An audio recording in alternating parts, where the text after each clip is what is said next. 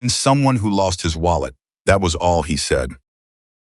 A homeless young man, starving, shaking, shoes falling apart, placed over $5,000 cash into the hands of a Hell's Angel.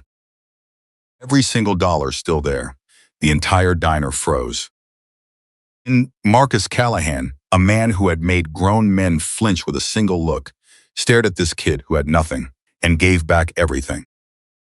And he asked the question nobody in that room could answer. Son, do you even understand who you just returned this to? This story moves you. Subscribe to our channel and follow along until the very end, and then drop a comment telling us what city you're watching from. I want to see how far this story travels. And see, the morning Ethan Brooks found the wallet, he had exactly 43 cents in his pocket, a tear in his left shoe, wide enough to let the cold air reach his ankle. And a hunger so deep it had stopped feeling like pain and started feeling like part of who he was. He had been moving through the parking lot behind the old Meridian warehouse for about 20 minutes, not looking for trouble, and not looking for anything that belonged to someone else, and just scanning the cracked asphalt with the particular kind of attention that homeless people develop after months of learning that survival sometimes hides in the spaces other people walk past without noticing. He dropped transit card, a forgotten umbrella still in good condition, paper bag from a restaurant that someone had left mostly uneaten. These were not humiliations to Ethan anymore. They were just reality. And he had made a kind of peace with reality. What he had not made peace with was the cold. In November in the city had arrived early and mean that year. And the kind of cold that didn't just touch the skin but pressed through it, working its way into muscles and bones and the back of the throat. Ethan's jacket was a gray zip-up he had found outside a Goodwill donation bin 3 weeks earlier, slightly too small across the shoulders and missing its bottom zipper pull. Held together through the last few inches with a safety pin he'd been guarding like it was currency. Which, in a way, it was. He had been sleeping the last 4 nights in the stairwell of a parking structure 6 blocks north, sharing the space with 2 other men. He barely knew a soft-spoken veteran named Dennis, who never talked about the war, but sometimes cried quietly in the middle of the night, and a younger man named Ray, who had a drug problem he was trying to fight, and a sister somewhere in Phoenix who didn't know where he was. And the 3 of them had developed a wordless agreement, and you kept to your corner, and you didn't touch anything that wasn't yours, and you didn't ask questions that would force someone to lie to your face. It was a fragile system, but it worked. Ethan had woken up at 5 that morning because a delivery truck 2 floors below was backing up with that electronic beeping alarm that drilled through concrete and thin jackets and whatever brief unconscious any rest a body could find on a folded piece of cardboard. He had lain still for a moment, listening to his own stomach. And he had gotten up, folded his cardboard neatly against the wall, an instinct toward order that he couldn't explain and hadn't bothered to, and walked out into the dark.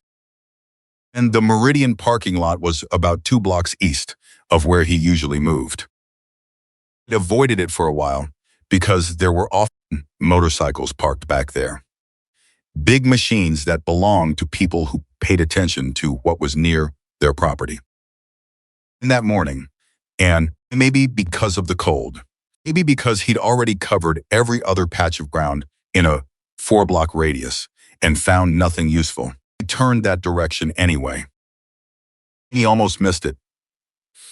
The wallet was lying on the ground beside the rear wheel of a motorcycle so large and dark it seemed to absorb the early morning light around it. It was a worn leather billfold, in dark brown, and the edges rubbed pale, and with a custom silver clasp on the front that caught what little light there was. It had slipped from the seat, or a saddlebag, or a pocket, and it lay there in the cold like it was just waiting. Ethan stopped. He looked at the wallet. Then he looked around the parking lot. Nobody.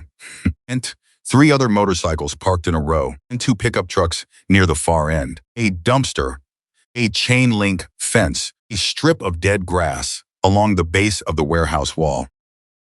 And the only sound was a bus somewhere on the street behind him and the distant mechanical rhythm of the city waking up.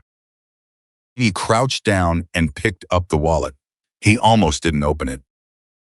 And he almost set it on the seat of the motorcycle and walked away.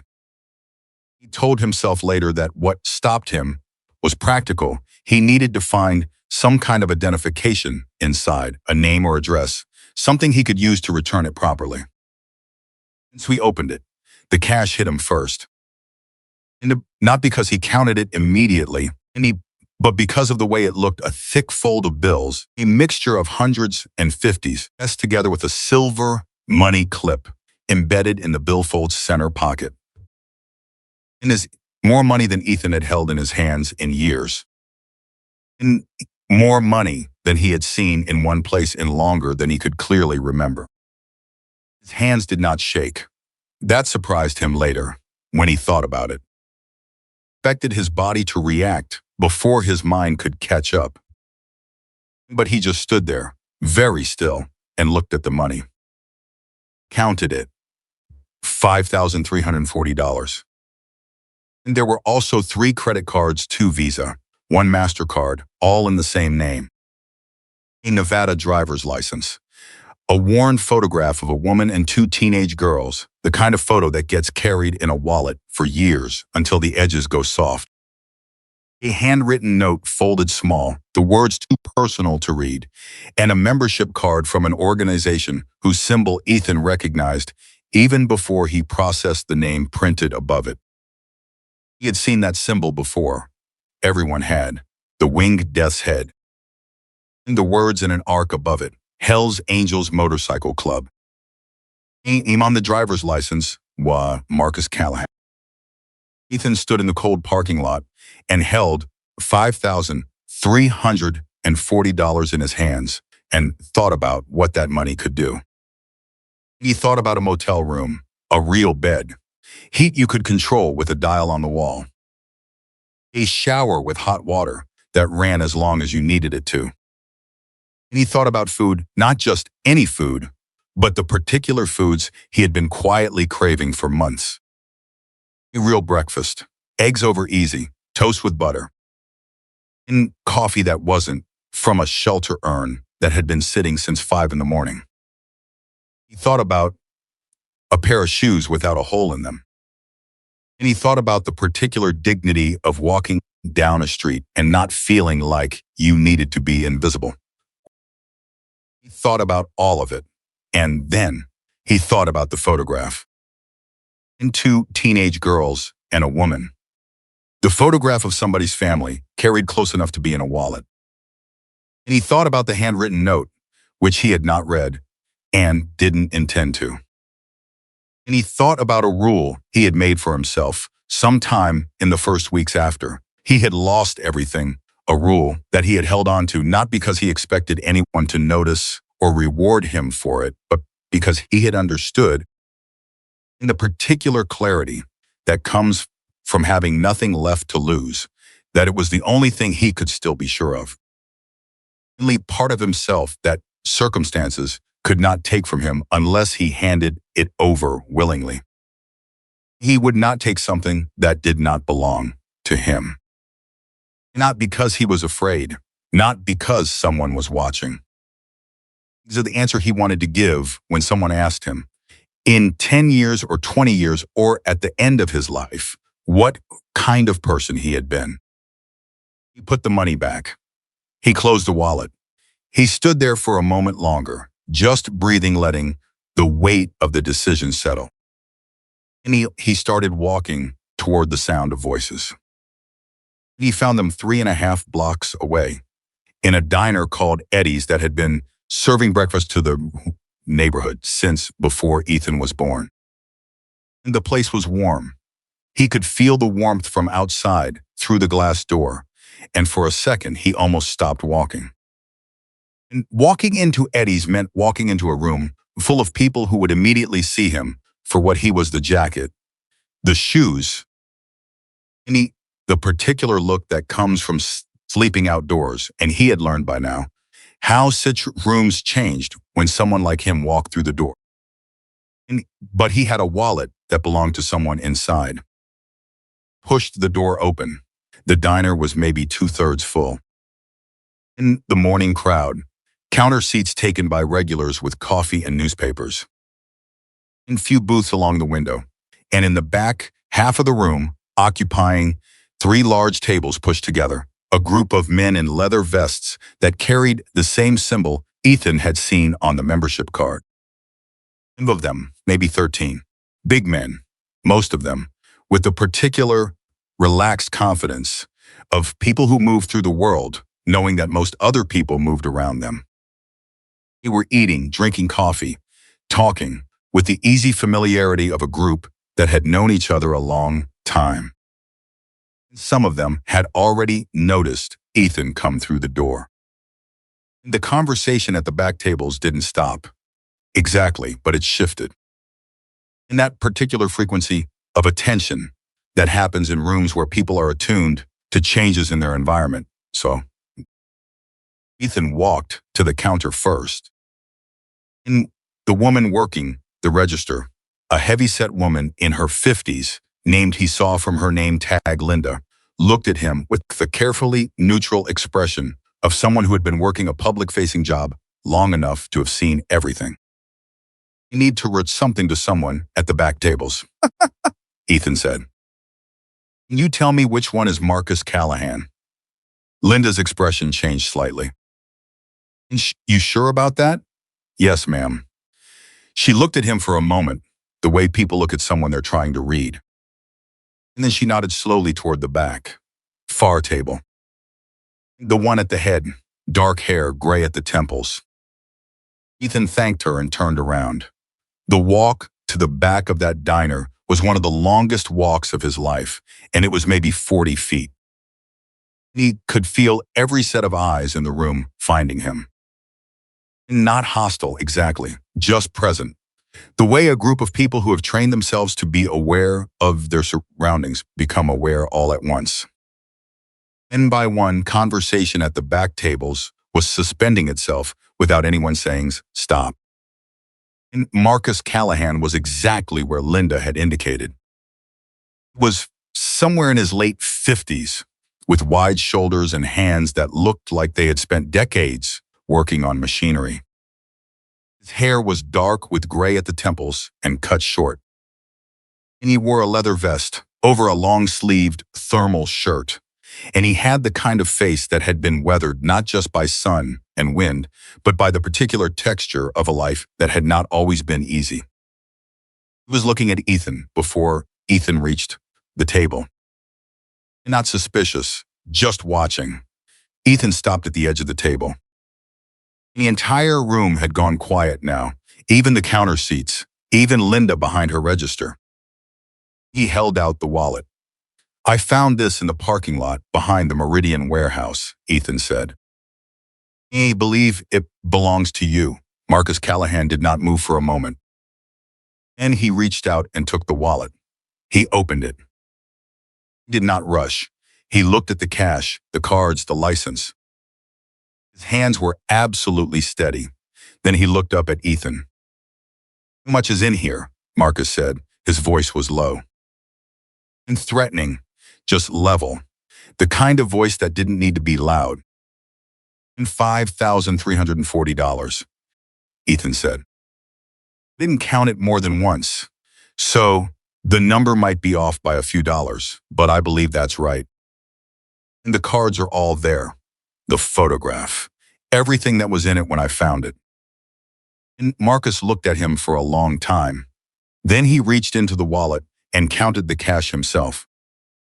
Slowly, bill by bill, laying them on the table in front of him.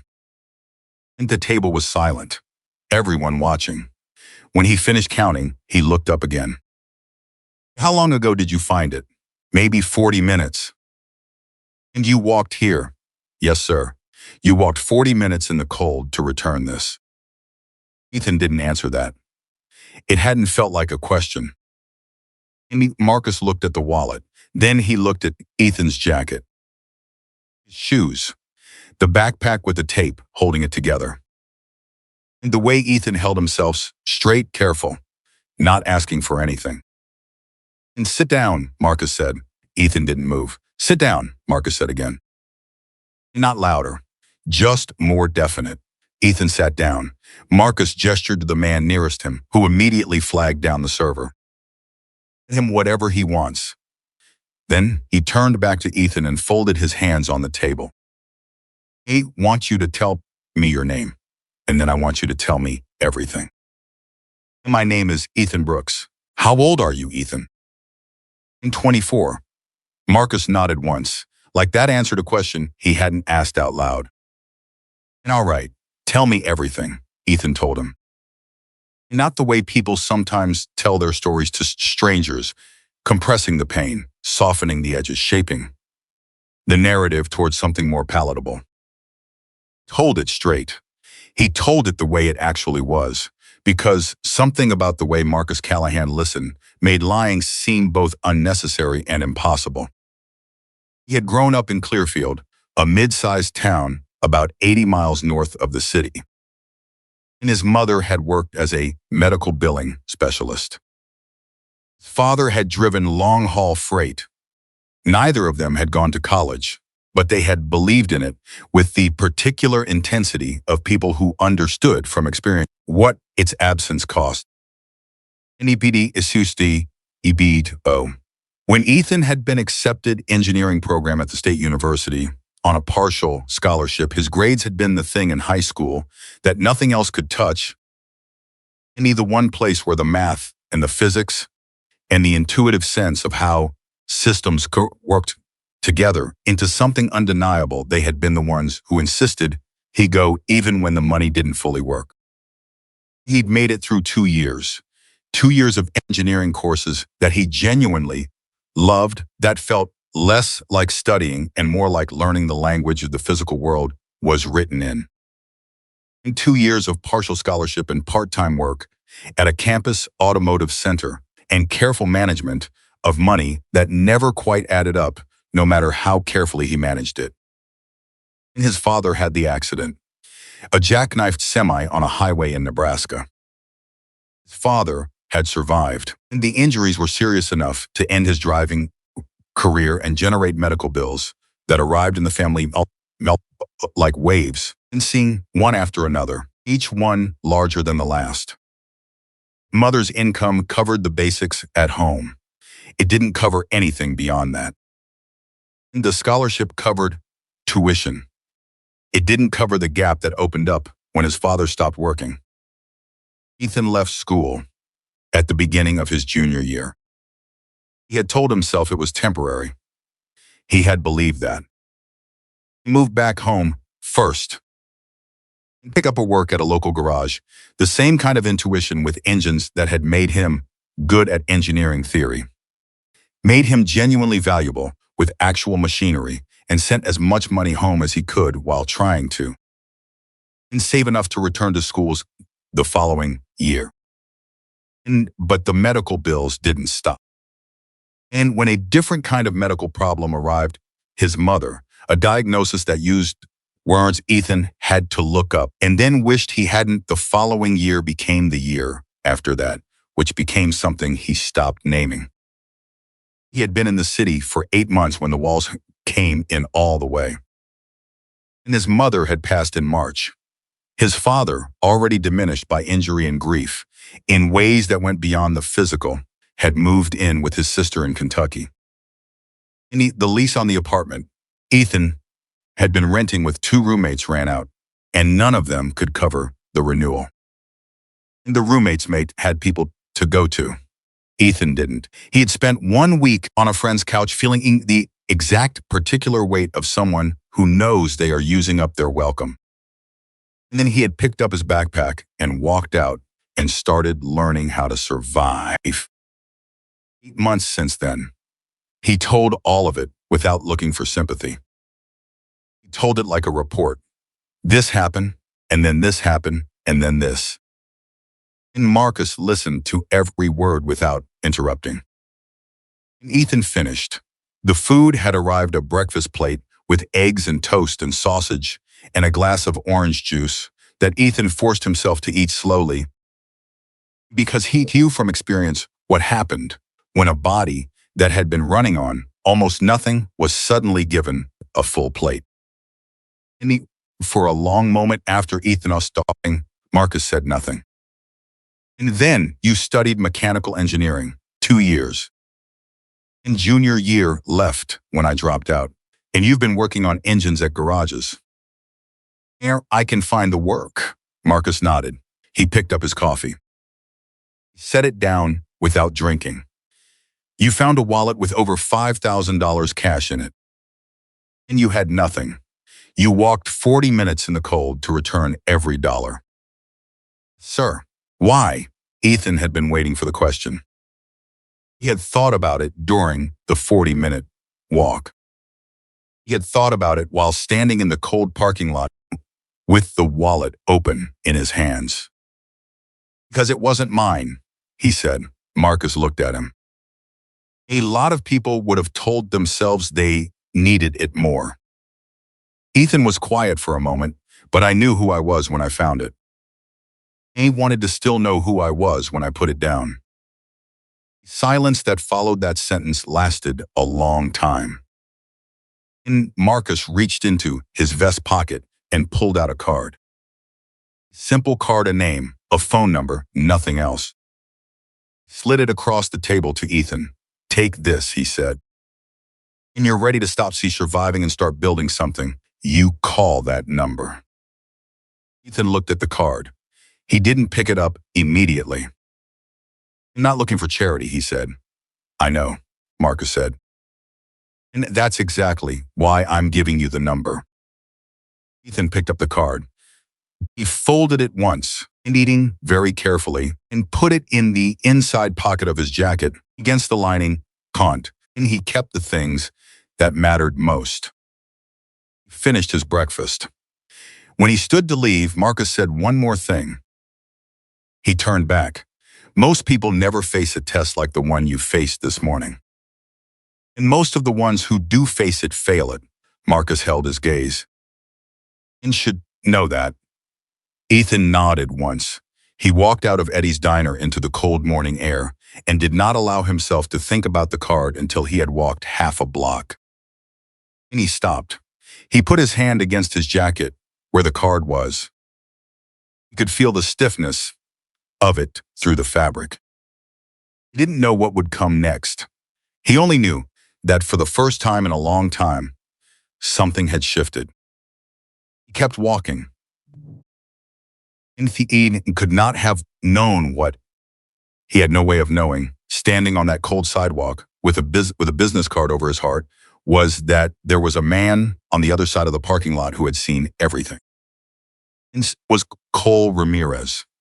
Cole had been in that parking lot that morning for reasons he had no intention of explaining to anyone. He was 31 years old, medium height, with a narrow face and eyes that moved with the constant small calculations of a person who spent their life looking for angles. He had been watching from the shadow of the warehouse's service entrance when the homeless kid found the wallet. He had watched the kid open it. He had watched him count the money. And he had watched him put every dollar back. That part had surprised Cole. He hadn't expected it. He'd spent a few seconds re-evaluating what he was seeing, checking himself to make sure he hadn't missed something. But no, the kid had genuinely returned it. All of it. And he then walked away like it was nothing. Cole had filed that information away in the particular mental folder where he kept things he might find useful. These Cole cheers understood one thing better than most people. Information was leverage.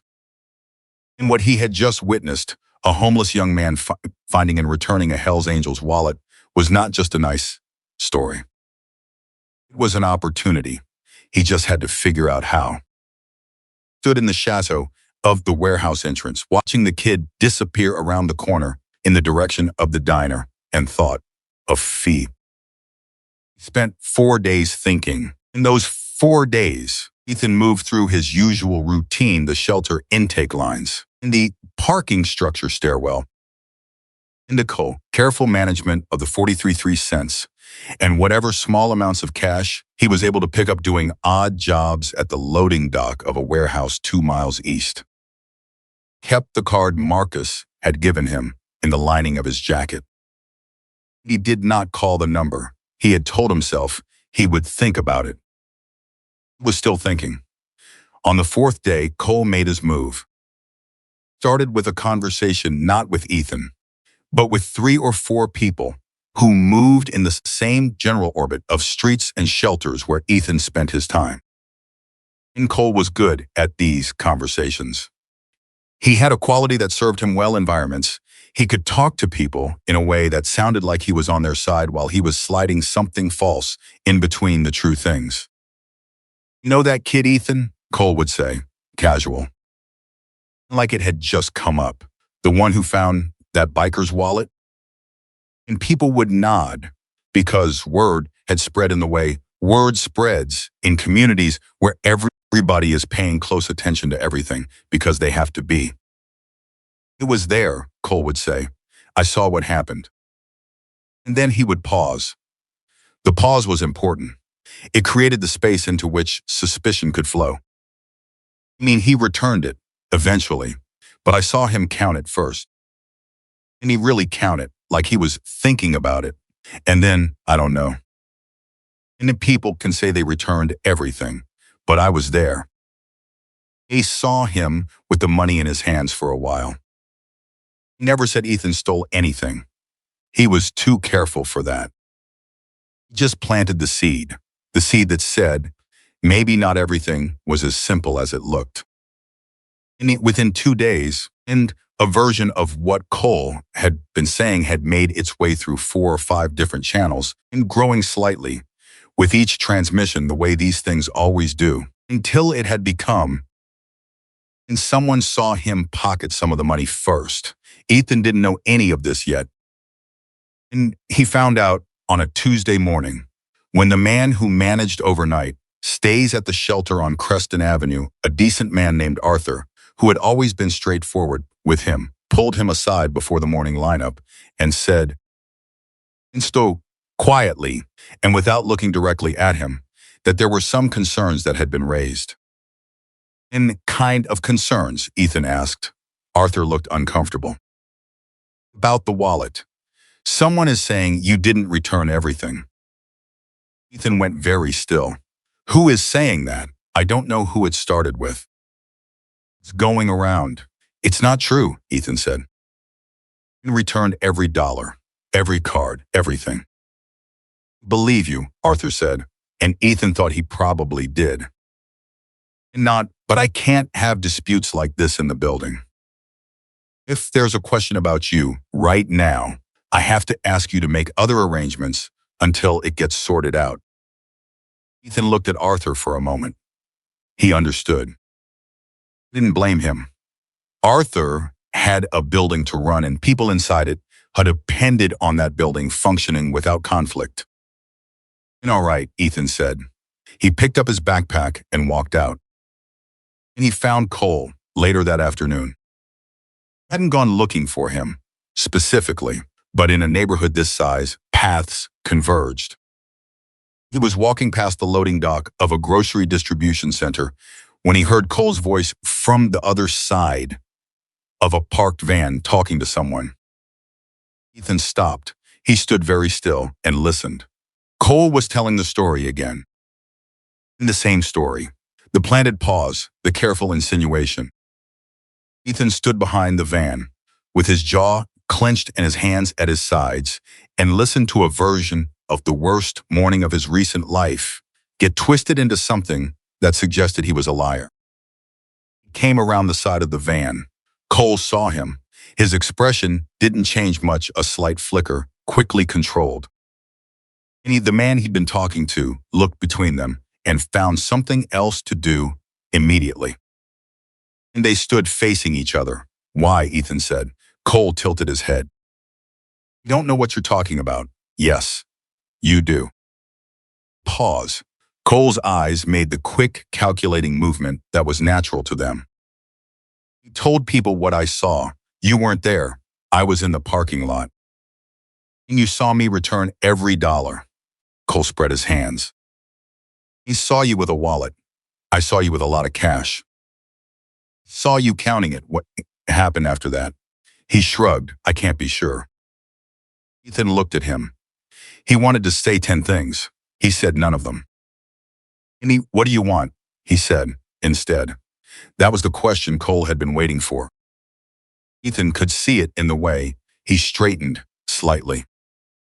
"Just a person who saw something," Cole said. "I'm not asking for anything." "Co. But people are going to believe what they believe. Especially about someone like you." He let that land. "In Shadif. No offense. But you're homeless. You're nobody. They're going to believe the guy who says he saw you pocket the cash before you gave back the rest." "I'm not paying you to tell the truth," Ethan said. His voice was flat. "I'm not asking you to." They looked at each other. "I'm telling you how it is," Cole said. "That's all." Ethan turned and walked away. He walked 4 blocks before he stopped. He was standing on a corner near the entrance to the Creston Avenue Bridge, and he put his hand on the railing and just stood there for a moment, feeling the full weight of what had just happened settle over him. He had done the right thing. He had made the hardest choice of his life in that parking lot in the dark, with no one watching. And now a man who hadn't even been close enough to see clearly was using that choice to destroy what little credibility Ethan had. He reached into his jacket, found the card, turned it over in his fingers without taking it out fully. Put it back. He wasn't ready. Not yet. But 3 days later, he was. In Edisode, 3 days later, his backpack disappeared from the parking structure stairwell. He came back from the warehouse loading dock job to find the corner where he slept empty. In the backpack, his few documents, a change of clothes, a photograph of his mother. And gone. Dennis said he hadn't seen anything. Ray was gone too, just gone, the way people sometimes went, overnight and without warning. Ethan sat down on the cold concrete where his cardboard had been. He sat for a long time. He thought about the card. He thought about what Marcus had said when he handed it over. And you're ready to stop surviving and start building something. He thought about the photograph of his mother, which was now gone, and allowed himself 30 seconds of a grief he usually kept behind walls. And he let the 30 seconds end. He pulled out the card. Borrowed a phone from Dennis. He dialed. It rang twice. "Yeah," said a voice that Ethan recognized. "This is Ethan Brooks," he said. "And you gave me your card. I don't know if you remember." "And remember," Marcus said immediately. A pause. "Where are you?" The address Ethan gave Marcus was the corner of Creston and 9th, a spot he'd chosen because it was public, because there was a street light, and because it was the kind of place where he could stand without looking like he was waiting for trouble. He gave the address, and Marcus said 2 words, "Stay there." Then the line went dead. Ethan stood on that corner for 2 hours. He didn't pace. He didn't sit. He stood with his back straight and his hands in his jacket pockets and watched the street move around him, the morning commuters, Indy, the delivery trucks, and the school kids in groups of 3 and 4. In general tide of a city that had no particular awareness of the fact that one of its inhabitants was standing at an intersection with nothing left and a borrowed phone and a piece of cardboard in his memory where a life used to be. The first hour, he was fine. The second hour, the doubt started. And not about Marcus, about himself, about whether this was a mistake not calling, but everything before it. And the choice in the parking lot, the walk to the diner, and the careful, stubborn refusal to take something that could have changed everything. Because right now, and this morning, this standing on Creston and 9th with his backpack gone and his documents gone, and the photograph of his mother gone. The math of that choice felt brutal in a way it hadn't felt that morning in the parking lot. He had been good, and it had cost him everything he had left. He knew that logic was wrong. He knew it the way you know something, with the rational part of your mind while the rest of you is too tired and too cold to fully believe it. Stood there, and he held on to the knowing like a rope, and he did not let go. At the start of the third hour, he heard the motorcycle. Easy. One bike, not a fleet, just one engine, unmistakable in the particular way that particular kind of engine announced itself, pulling onto Creston from the north and slowing as it approached the intersection. Marcus Callahan cut the engine and stepped off like a man who had somewhere to be and had decided this was exactly where that somewhere was. He looked at Ethan. He looked at the empty shoulders where a backpack should have been. He looked at the set of Ethan's jaw and the way his eyes had the particular quality of someone who has been keeping themselves together through concentrated will for longer than is comfortable. He didn't say anything about any of that. What he said was, "You eaten today?" Ethan said, "Get on." Ethan got on. Marcus took him to a place called Hennessy's, a diner 2 miles east that was smaller and older than Eddie's and smelled like bacon grease and coffee in a way that suggested it had smelled exactly like that for 40 years. He ordered for both of them without asking, 2 breakfasts, 2 coffees, and when the server left, he put both forearms on the table and looked at Ethan directly. "Tell me what happened," Ethan told him. "Elevate the shelter," in Arthur's quiet apology, in Cole Ramirez and his careful insinuations, in the van at the loading dock, in the conversation where Cole had looked him in the eye and explained precisely how he intended to make Ethan's honesty work against him.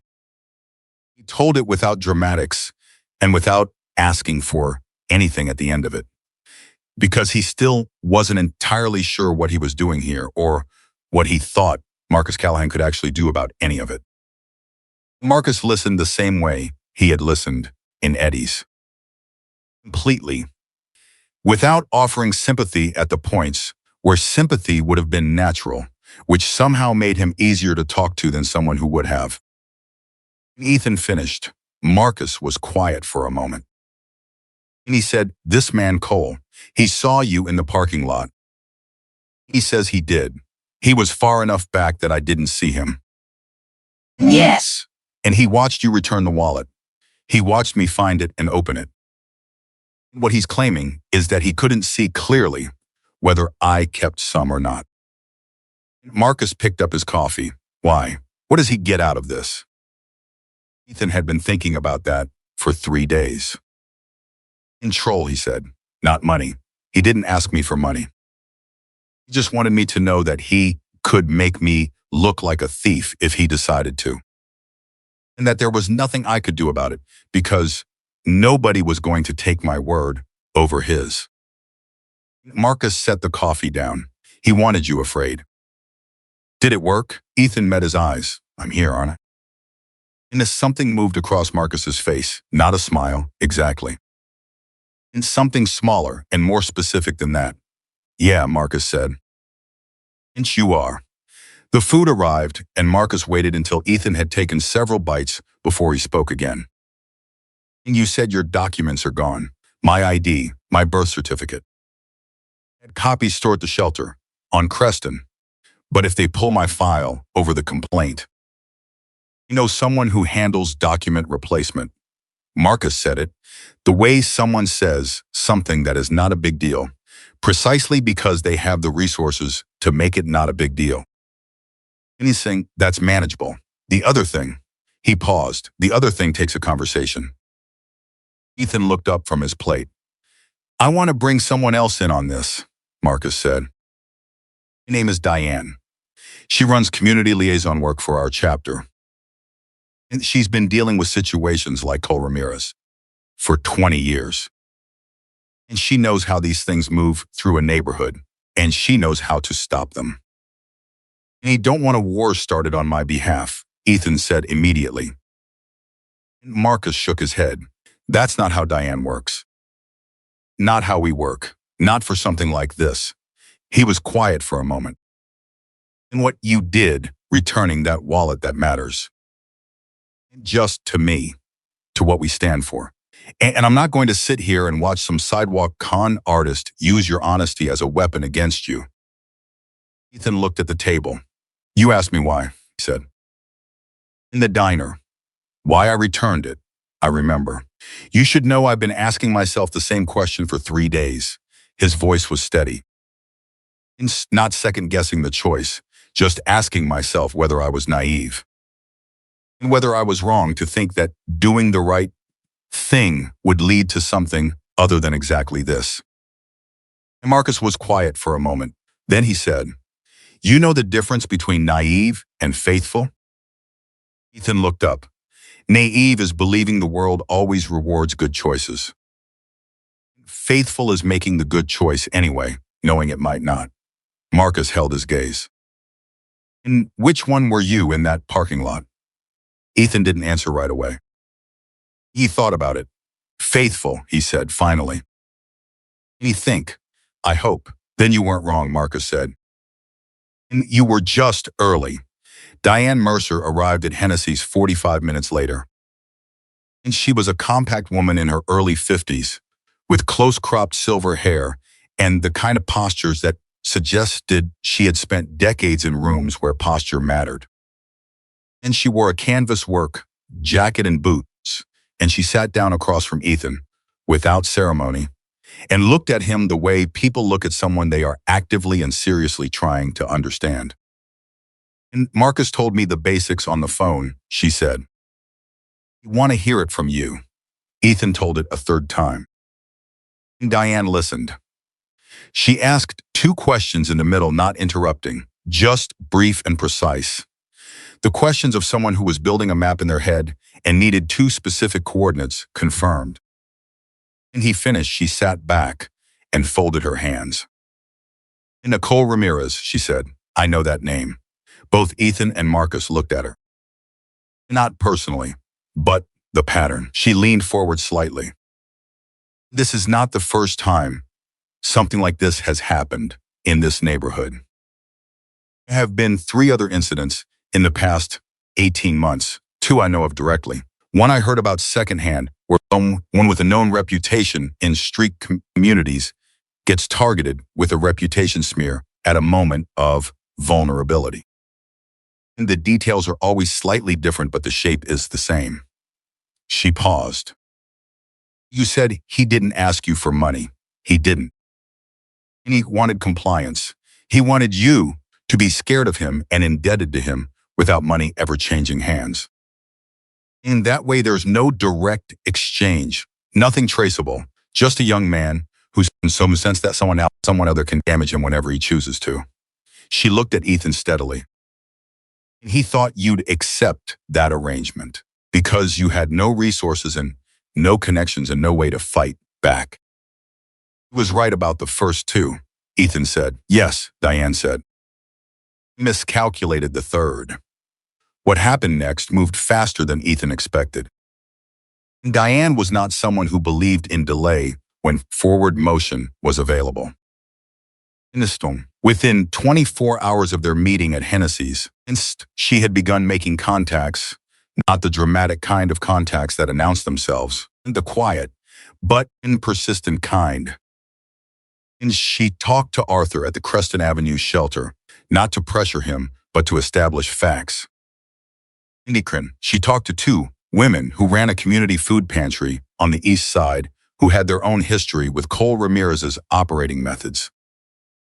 She talked to a man named Gerald who had been present at the loading dock the day Cole confronted Ethan, a man who had quickly found somewhere else to be, but who, as it turned out, had heard every word. Marcus, for his part, did something simpler, and in some ways more powerful. He went back to the diner, not Eddie's. And he went to 4 different places across the neighborhood. The laundromat on Greer, the barbershop at Pelham and 6th at Pelham and 6th, the community room at the Riverside Church, that hosted a weekly lunch, places where people gathered and where word traveled. He didn't make speeches. He just told the truth, what had happened, and what he had seen, who Ethan Brooks was, and what he had done in that parking lot, and what was being done to him now. He told it quietly, and he told it completely, and he told it to enough people that the structure Cole had been carefully building began to develop cracks from the inside. Ethan knew none of this in real time. Marcus had arranged for him to stay temporarily at a house belonging to a retired club member named Vincent, who had a spare room and no patience for human suffering when it was preventable. 73, deeply practical and almost entirely silent except for occasional observations about Ethan's posture and the proper way to brew coffee. It was the strangest few days of Ethan's life, and he was grateful for every hour of it. He slept in a bed. He ate regular meals. He showered with hot water for as long as he wanted and stood there the first time until the water started cooling and realized he had been in there for 20 minutes without noticing. He thought about Cole. He thought about what Diane had said not the first time, the same shape, 3 other incidents. And that knowledge did something specific to him. It reframed Cole not as someone who had specifically targeted Ethan, but as someone who had found a method and was running it systematically. It meant that what Diane and Marcus were doing wasn't just about Ethan. It was about the method itself. He thought about that for a long time. In the 3rd day at Vincent's, he called Diane. "I want to help," he said. "And whatever you're doing, I want to be part of it, not just the recipient." And Diane was quiet for a moment. "What do you have in mind?" And Gerald was at the loading dock. He heard Cole's whole pitch. He left because he didn't want to get involved, but he heard it. "And I've already talked to Gerald. I know, but Gerald talking to you is different from Gerald being willing to say it to someone directly." He paused. "And I think if I talk to him not with any pressure, just me and him, he might be willing to stand up if it comes to that." "And do you think so?" Ethan thought about it, because he's not a bad person. He just thought there was no point, that the truth wasn't going to change anything. Another pause. I think he might have been right about that before. He might not be right anymore, Diane considered. Talk to Marcus first. Talk to Marcus that evening. Marcus listened and then said, "You're not wrong about Gerald. But I want you to understand something before you go talk to him." He paused. "When you walk in there and ask him to stand up for you, you're asking him to take a risk. Not a huge one, but real. Cole is going to know, and Cole is going to be unhappy." "No," Ethan said, "and you're okay with that." Gerald deserves to know that there's someone in this who has his back if Cole decides to make things difficult for him. And that's what I want to tell him, that he's not doing it alone. And Marcus was quiet for a moment. "Then, you've been homeless for the better part of a year. And you've been lied about, pushed out of your shelter, and had everything you own stolen. And right now, your primary concern is making sure the man you're asking for help doesn't feel alone in taking the risk." Ethan didn't know what to say to that. "All right," Marcus said. "And let me set up the conversation." And Gerald Bowen was 58 years old and had worked the loading dock at a grocery distribution center for 11 years. He was a solid man with a careful face and the kind of eyes that had seen enough of the small dishonesty to have stopped being surprised by it without having become entirely resigned to it. He met Ethan at a coffee shop on Pelham with the air of a man who had agreed to something and was now spending before it began figuring out exactly what he'd agreed to. Ethan bought the coffee. Gerald looked at him over the cup. "You're the one from the parking lot." "Yes, the wallet." Gerald wrapped both hands around his cup. "I heard what Cole was doing to you. Didn't like it, but you didn't say anything, no. He didn't apologize for it and just stated it as a fact. I've got an 11-year job, and I've got a daughter in college. Cole Ramirez has done exactly nothing to me directly, but I've seen how he operates. Didn't want to be on his list. I understand that, Ethan said. And he did. So why are you here? Gerald asked. Because Diane Mercer tells me you heard the entire conversation Cole had with me at the loading dock. It was on the other side of the van. Yes, and you heard him say that he couldn't be sure whether I kept money from the wallet, even though he was in the parking lot and could see what happened. And Gerald was quiet for a moment. He said he couldn't be sure. But you think he was sure? Another pause, longer this time. And Gerald looked into his coffee. He had a very specific tone when he said it. Like someone who has rehearsed something they know isn't true, but has decided it doesn't matter. Ethan nodded. I'm not asking you to get in the middle of anything dangerous. I'm not asking you to go anywhere or do anything that puts your job at risk. What I'm asking is, he paused, and choosing his words, if the truth needs to be said somewhere, officially, be in a context where it actually counts, would you be willing to say it? And Gerald looked at him for a long moment. And if Cole comes at me for it, then he's not coming at you alone, Ethan said simply. And Gerald considered that. Marcus Callahan, he said. Among others. Another long silence. Gerald looked at his hands. He looked at the wall. He looked back at Ethan with the expression of a man completing a calculation that has more variables than he'd like. I'm not doing this for the hells. Angels, he said carefully. No, Ethan said. I'm not asking you to. I'm doing it because a man told the truth in a parking lot and now he's being punished for it, and that's wrong. He said it flatly without decoration. Ethan said, it is. Gerald picked up his coffee. And all right, he said, you've got me. And the thing about Cole Ramirez was that he didn't expect the ground to shift. Spent years operating in a specific ecosystem communities where people had no resources, no connections, no institutional support, and no particular reason to believe that standing up for themselves would accomplish anything other than making their situation worse. He had developed a method that worked precisely because of that ecosystem's specific gravity, the way it pulled everything downward and inward, and made collective resistance feel like an abstraction. And he hadn't accounted for was someone coming from outside that gravity field entirely.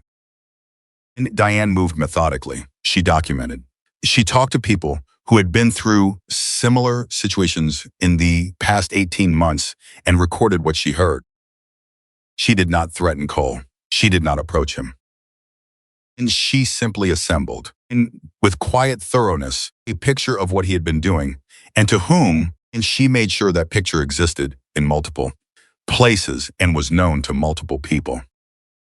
And Marcus, in his own way, did something simpler.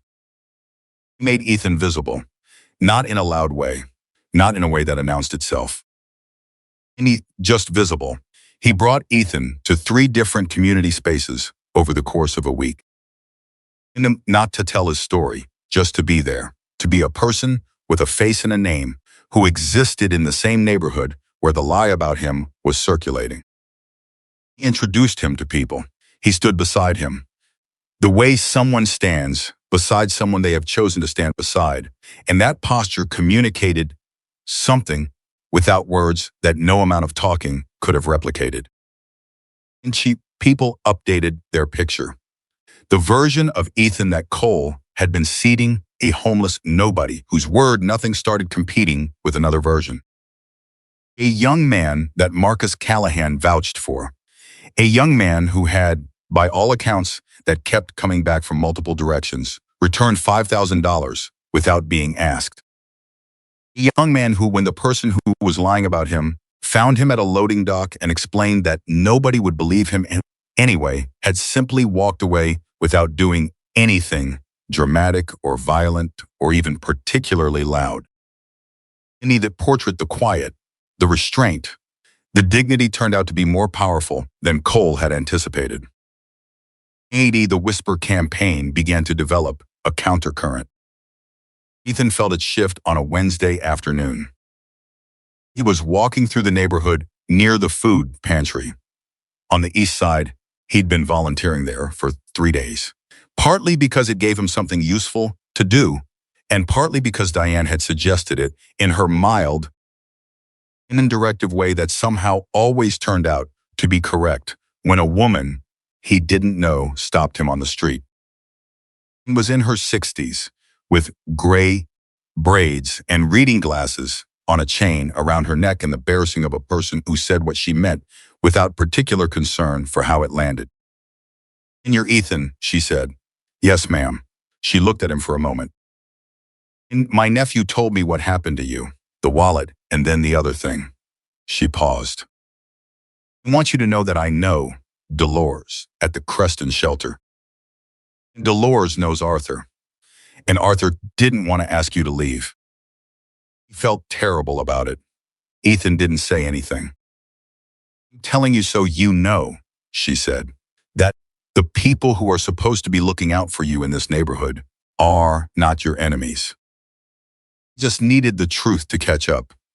She nodded once, like a period at the end of a sentence, and kept walking. Ethan stood on the sidewalk and felt something loosen in his chest that he hadn't fully realized had been tight. In the confrontation, because there was going to be a confrontation, that was the shape of things Diane had from the beginning came on a Thursday. Ethan had been at the food pantry all morning. He was carrying a stack of flattened cardboard boxes from the back to the recycling bins outside when he heard Cole's voice from around the corner of the building. Cole was talking to a man. Ethan didn't recognize someone younger, maybe 19, 20, with a thin jacket and nervous eyes. And Cole was doing the thing he did, and the careful, the sideways insinuation in building a version of events that served some purpose Ethan could only partly see from here. Stopped. He listened for a moment. Cole was talking about Ethan. Same story. Same patient dismantling of someone else's credibility for no clear reason that the kid in front of him could have named. Ethan set down the cardboard boxes. He walked around the corner.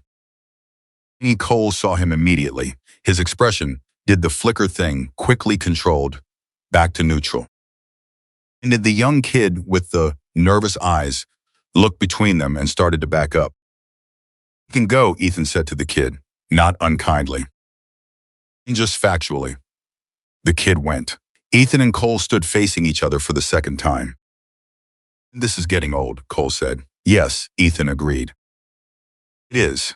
Something in Ethan's tone was different from the last time, and Cole heard it. His eyes did the quick calculation. "You think you've got backup now. You think the truth is starting to move faster than the lie," Ethan said. "And I think that's going to be a problem for you." And Cole's jaw tightened, just slightly. "You don't know what you're getting into." "And tell me," Ethan said. "Explain it to me. Because I want to understand, what exactly does this give you? What do you get from making me look like a thief? Not money." "I didn't want money, so what is it?" Cole was quiet. "Control," Ethan said, answering his own question. "And you wanted me to know you could do this, so that I'd spend my time managing you instead of building anything. And so that I'd be looking over my shoulder instead of moving forward." He paused. "I think you do this because it's the only power you actually have. And I think somewhere you know that, and it eats at you." King's face changed. Just for a second, something real moved through it that wasn't the careful performance. Anger, yes, but something underneath the anger that was rawer and less controlled. "You don't know anything about me," Cole said. "No," Ethan said. "I don't, and I'm not your enemy. I'm not trying to be." He meant it. He could hear that he meant it, and he thought Cole could hear it too. But I'm done being afraid of you. And the people around here, they're starting to know what you've been doing. Not just to me, to others. Cole was very still. Diane Mercer has been talking to people, Ethan said. She knows about the other situations. In the same pattern, a silence. Cole looked at him for a long moment. And he looked away just briefly, just a flicker, and that flicker told Ethan more than everything else combined. And we're done here, Cole said. He started to walk away. Ethan said. He stopped, didn't turn around. And the people who heard you aren't going to forget what they heard, Ethan said. I think you should know that, not as a threat, just the way things are. Cole walked away. He did not look back. Ethan stood beside the recycling bins and breathed for a moment. He became aware that his hands were shaking slightly, not from fear. He realized, but from the aftermath of adrenaline, the way the body discharges tension it has been holding. Pressed his palms flat against his thighs and waited for the shaking to stop. He did. He picked up the cardboard boxes. He walked to the recycling bins. He put the boxes in. He went back inside and finished the morning's work. And that evening, Marcus called. "How are you doing?" he asked. "Talked to Cole today," a pause. "Tell me," Ethan told him. All of it, straight through. Marcus was quiet for a moment when he finished. "And you went alone?" "Yes, I would have come with you." "No," Ethan said, "but it needed to be me." Another pause. "Longer." "Yes," Marcus said. "It did." He was quiet for a moment. "And Diane found the third person today, from the third incident 18 months ago. A woman named Patricia. Cole ran the same play on her. And she was willing to talk." Ethan sat with that for a moment. "And 3 other people. The same careful dismantling, the same weaponization of someone's vulnerability." "And what happens now?" he asked. "Now it goes to the shelter committee and the community association," Marcus said. "And Diane is presenting everything she has. Nothing violent. Nothing illegal. Just the full picture. In front of the people who run the spaces Cole has been operating in." A pause. "Won't be able to work the same way in this neighborhood after that. In the places he's been operating will know what to look for." Ethan thought about that. "Is that enough?" he said. "It's the right answer," Marcus said. "It's not the satisfying one. It's the right one." He understood. He sat with it. "Marcus," he said, "the other night you said I was early. And when I said I didn't know if the right choice was going to lead to anything. And remember, I think I'm starting to understand what you meant." Marcus was quiet for a moment. Then he said, "You kept your head down when I expected people to swing.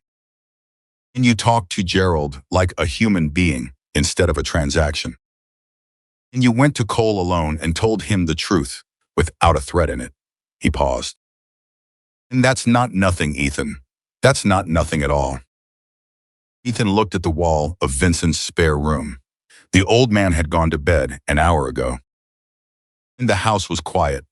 "I want to ask you something," Ethan said. "Ask." "The garage you mentioned, the one you talked about when we were at Hennessy's the mechanic. And Gus Miller. Is that offer still on the table?" Marcus didn't hesitate. "Never came off the table." Ethan nodded to himself. He felt something settle, not the dramatic settling of a story, finding its resolution, but the quieter, more real settling of a person who has decided something and knows they mean it. "All right," he said. "I'll call Gus in the morning," Marcus said. "Meet him this week." "Okay, get some sleep, Ethan." He said good night and ended the call. He lay back on the narrow bed in Vincent's spare room and looked at the ceiling and thought about the parking lot behind the Meridian warehouse. He thought about that moment, the wallet open in his hands, and indeed the money visible, and nobody watching, and the whole city still asleep. He thought about what it had cost him since then. The shelter. In the backpack, the photograph of his mother, the slow, grinding work of proving that a lie was a lie in a world that had every structural reason to believe the lie first. And he thought about what he had now that he hadn't had before. Gerald, who had decided the truth was worth saying. And Diane, who had spent 2 weeks rebuilding something Cole had tried to knock down. And Vincent and his coffee and his opinions about posture. Spare room with a real bed, a number in his phone that answered on the second ring. And the specific, unglamorous, irreducible fact that he still knew exactly who he was. And that nobody had taken that from him, and that they had tried one, and it was still there, and still intact, and still the same as it had been in that parking lot at 5:47 in the morning when the whole world was asleep. He closed his eyes. He thought, tomorrow, Gus Miller. He thought, this is what early looks like. He let himself sleep. Vince Miller's garage smelled like motor oil and old coffee, and something underneath both of those things that Ethan could only describe as skies, as decades, the particular accumulation of a space that had been used hard and consistently by someone who knew. And what they were doing and didn't care much about appearances.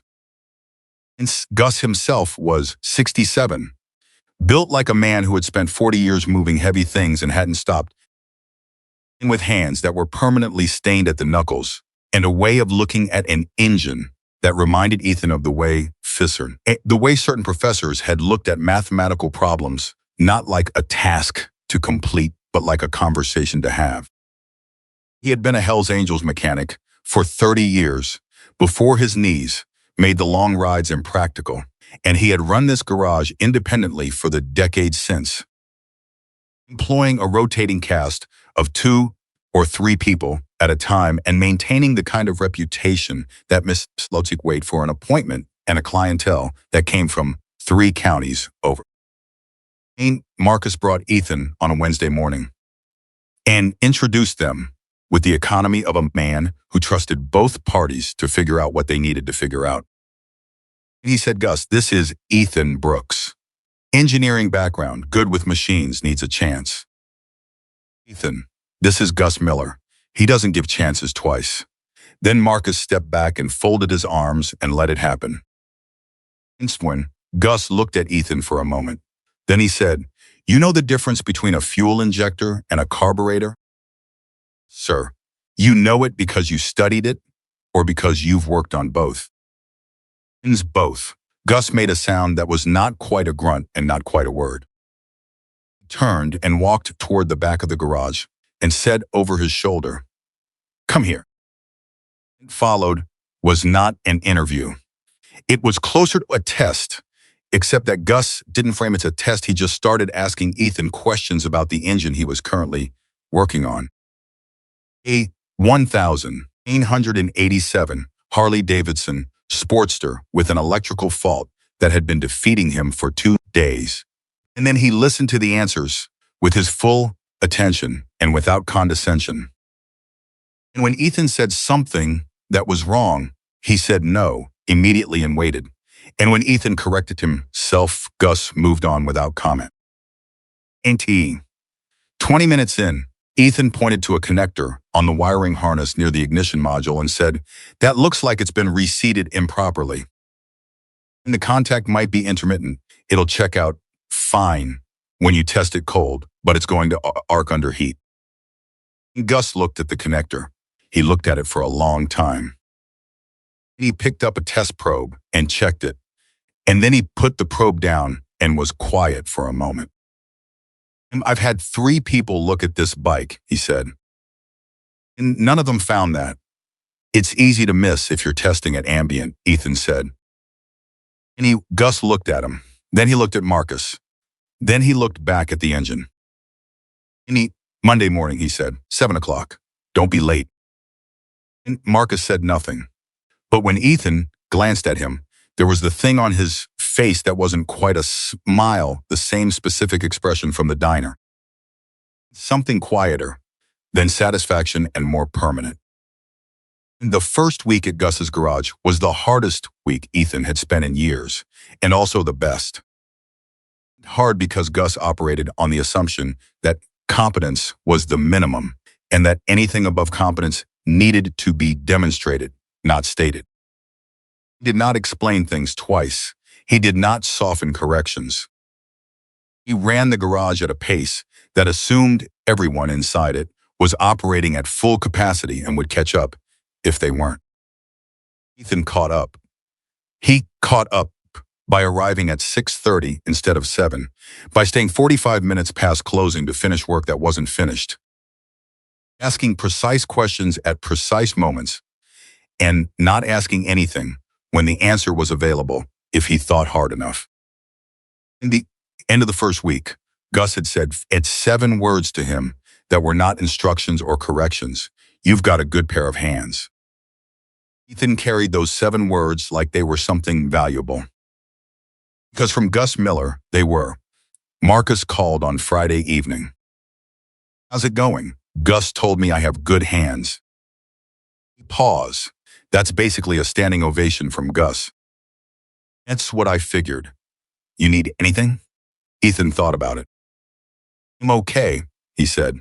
And for the first time in a very long time, he meant it without the particular qualification that the phrase had carried for the past year, the okay that meant functional, and seal surviving, and together, holding together. And this was a different okay, an actual one. He was staying in a room above a laundromat, 3 blocks from the garage, and arranged through Diane, and affordable on the small wage Gus paid, which would grow once the trial period was done.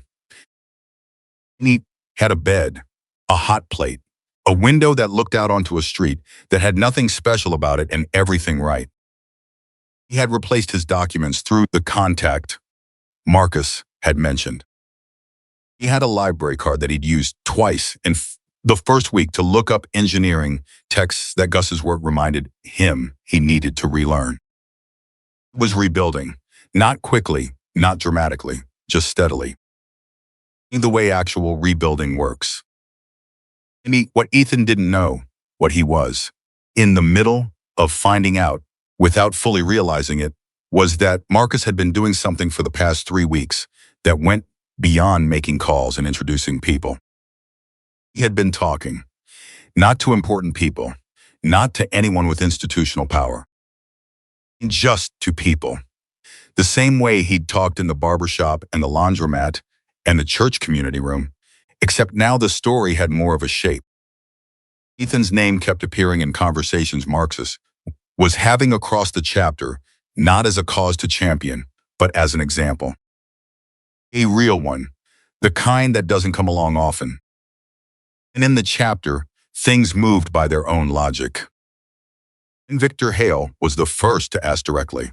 He was 44, had been with the chapter for 12 years, and had the kind of directness that didn't bother softening itself. He called Marcus on a Saturday morning and said, I heard about the kid with the wallet. And the whole story. You heard right, Marcus said. And the thing with Cole after. A pause. What are we doing about it? Diane handled the community piece. In the shelter committee, the association. Cole's been called to account in the spaces where he operates. That's not what I asked, Victor said. I asked what we're doing. And Marcus was quiet for a moment. What are you thinking? I'm thinking, Victor said, slowly, that a young man returned your wallet. Everything in it. Then got burned for it. Then came back from that. And most of the people in the chapter know the first half of the story, and none of them know the second half. He paused. And I think they should know. Why? Because, Victor said, we talk a lot about what we stand for. And this kid is what we stand for. And I'd like the two things to meet each other.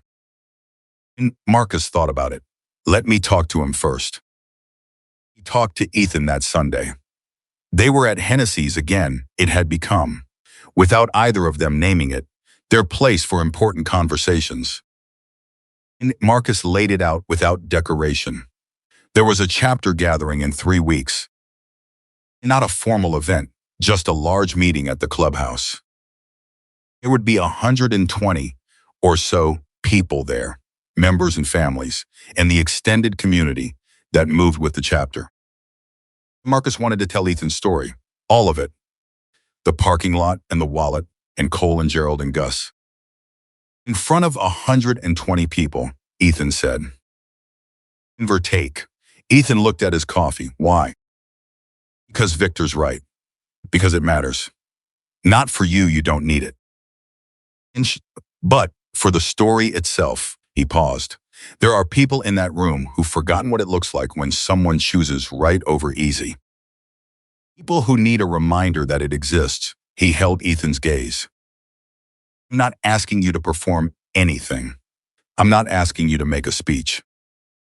You just have to be there. I'll do the talking. Ethan was quiet for a long moment. I'm not comfortable being made into something I'm not, he said finally. And I found a wallet. I returned it. That's all I did. No, Marcus said. That's exactly what I'm going to tell him. Another pause. All right, Ethan said. The gathering was on a Thursday evening in the second week of December, and it was larger than Marcus had said. And not 120, closer to 380. Ethan found this out when Marcus picked him up from the garage, and they pulled up to the clubhouse, and Ethan looked at the number of vehicles outside and said very quietly, Marcus. And word spread, Marcus said. You said 120. He said give or take. Ethan looked at the building. That's a significant take. Yeah, Marcus said. He turned off the engine. You okay? Ethan thought about it honestly. His heart was moving faster than usual. His hands were still. He thought about the parking lot. He thought about standing in front of Linda at the diner counter and asking which one was Marcus Callahan. He had walked into that room not knowing what was on the other side of it, and it had been the right thing to do. Yes, he said. Let's go. The room was full and warm and loud, with the particular volume of a large group of people who know each other well and have not seen each other in a while. Ethan walked in beside Marcus, and the noise did not stop. Nobody announced their arrival, and for a few minutes Ethan was simply in the room, anonymous in the crowd, and shaking hands with people Marcus introduced him to. He's saying his name and nodding and doing the ordinary social work of being a person among other people.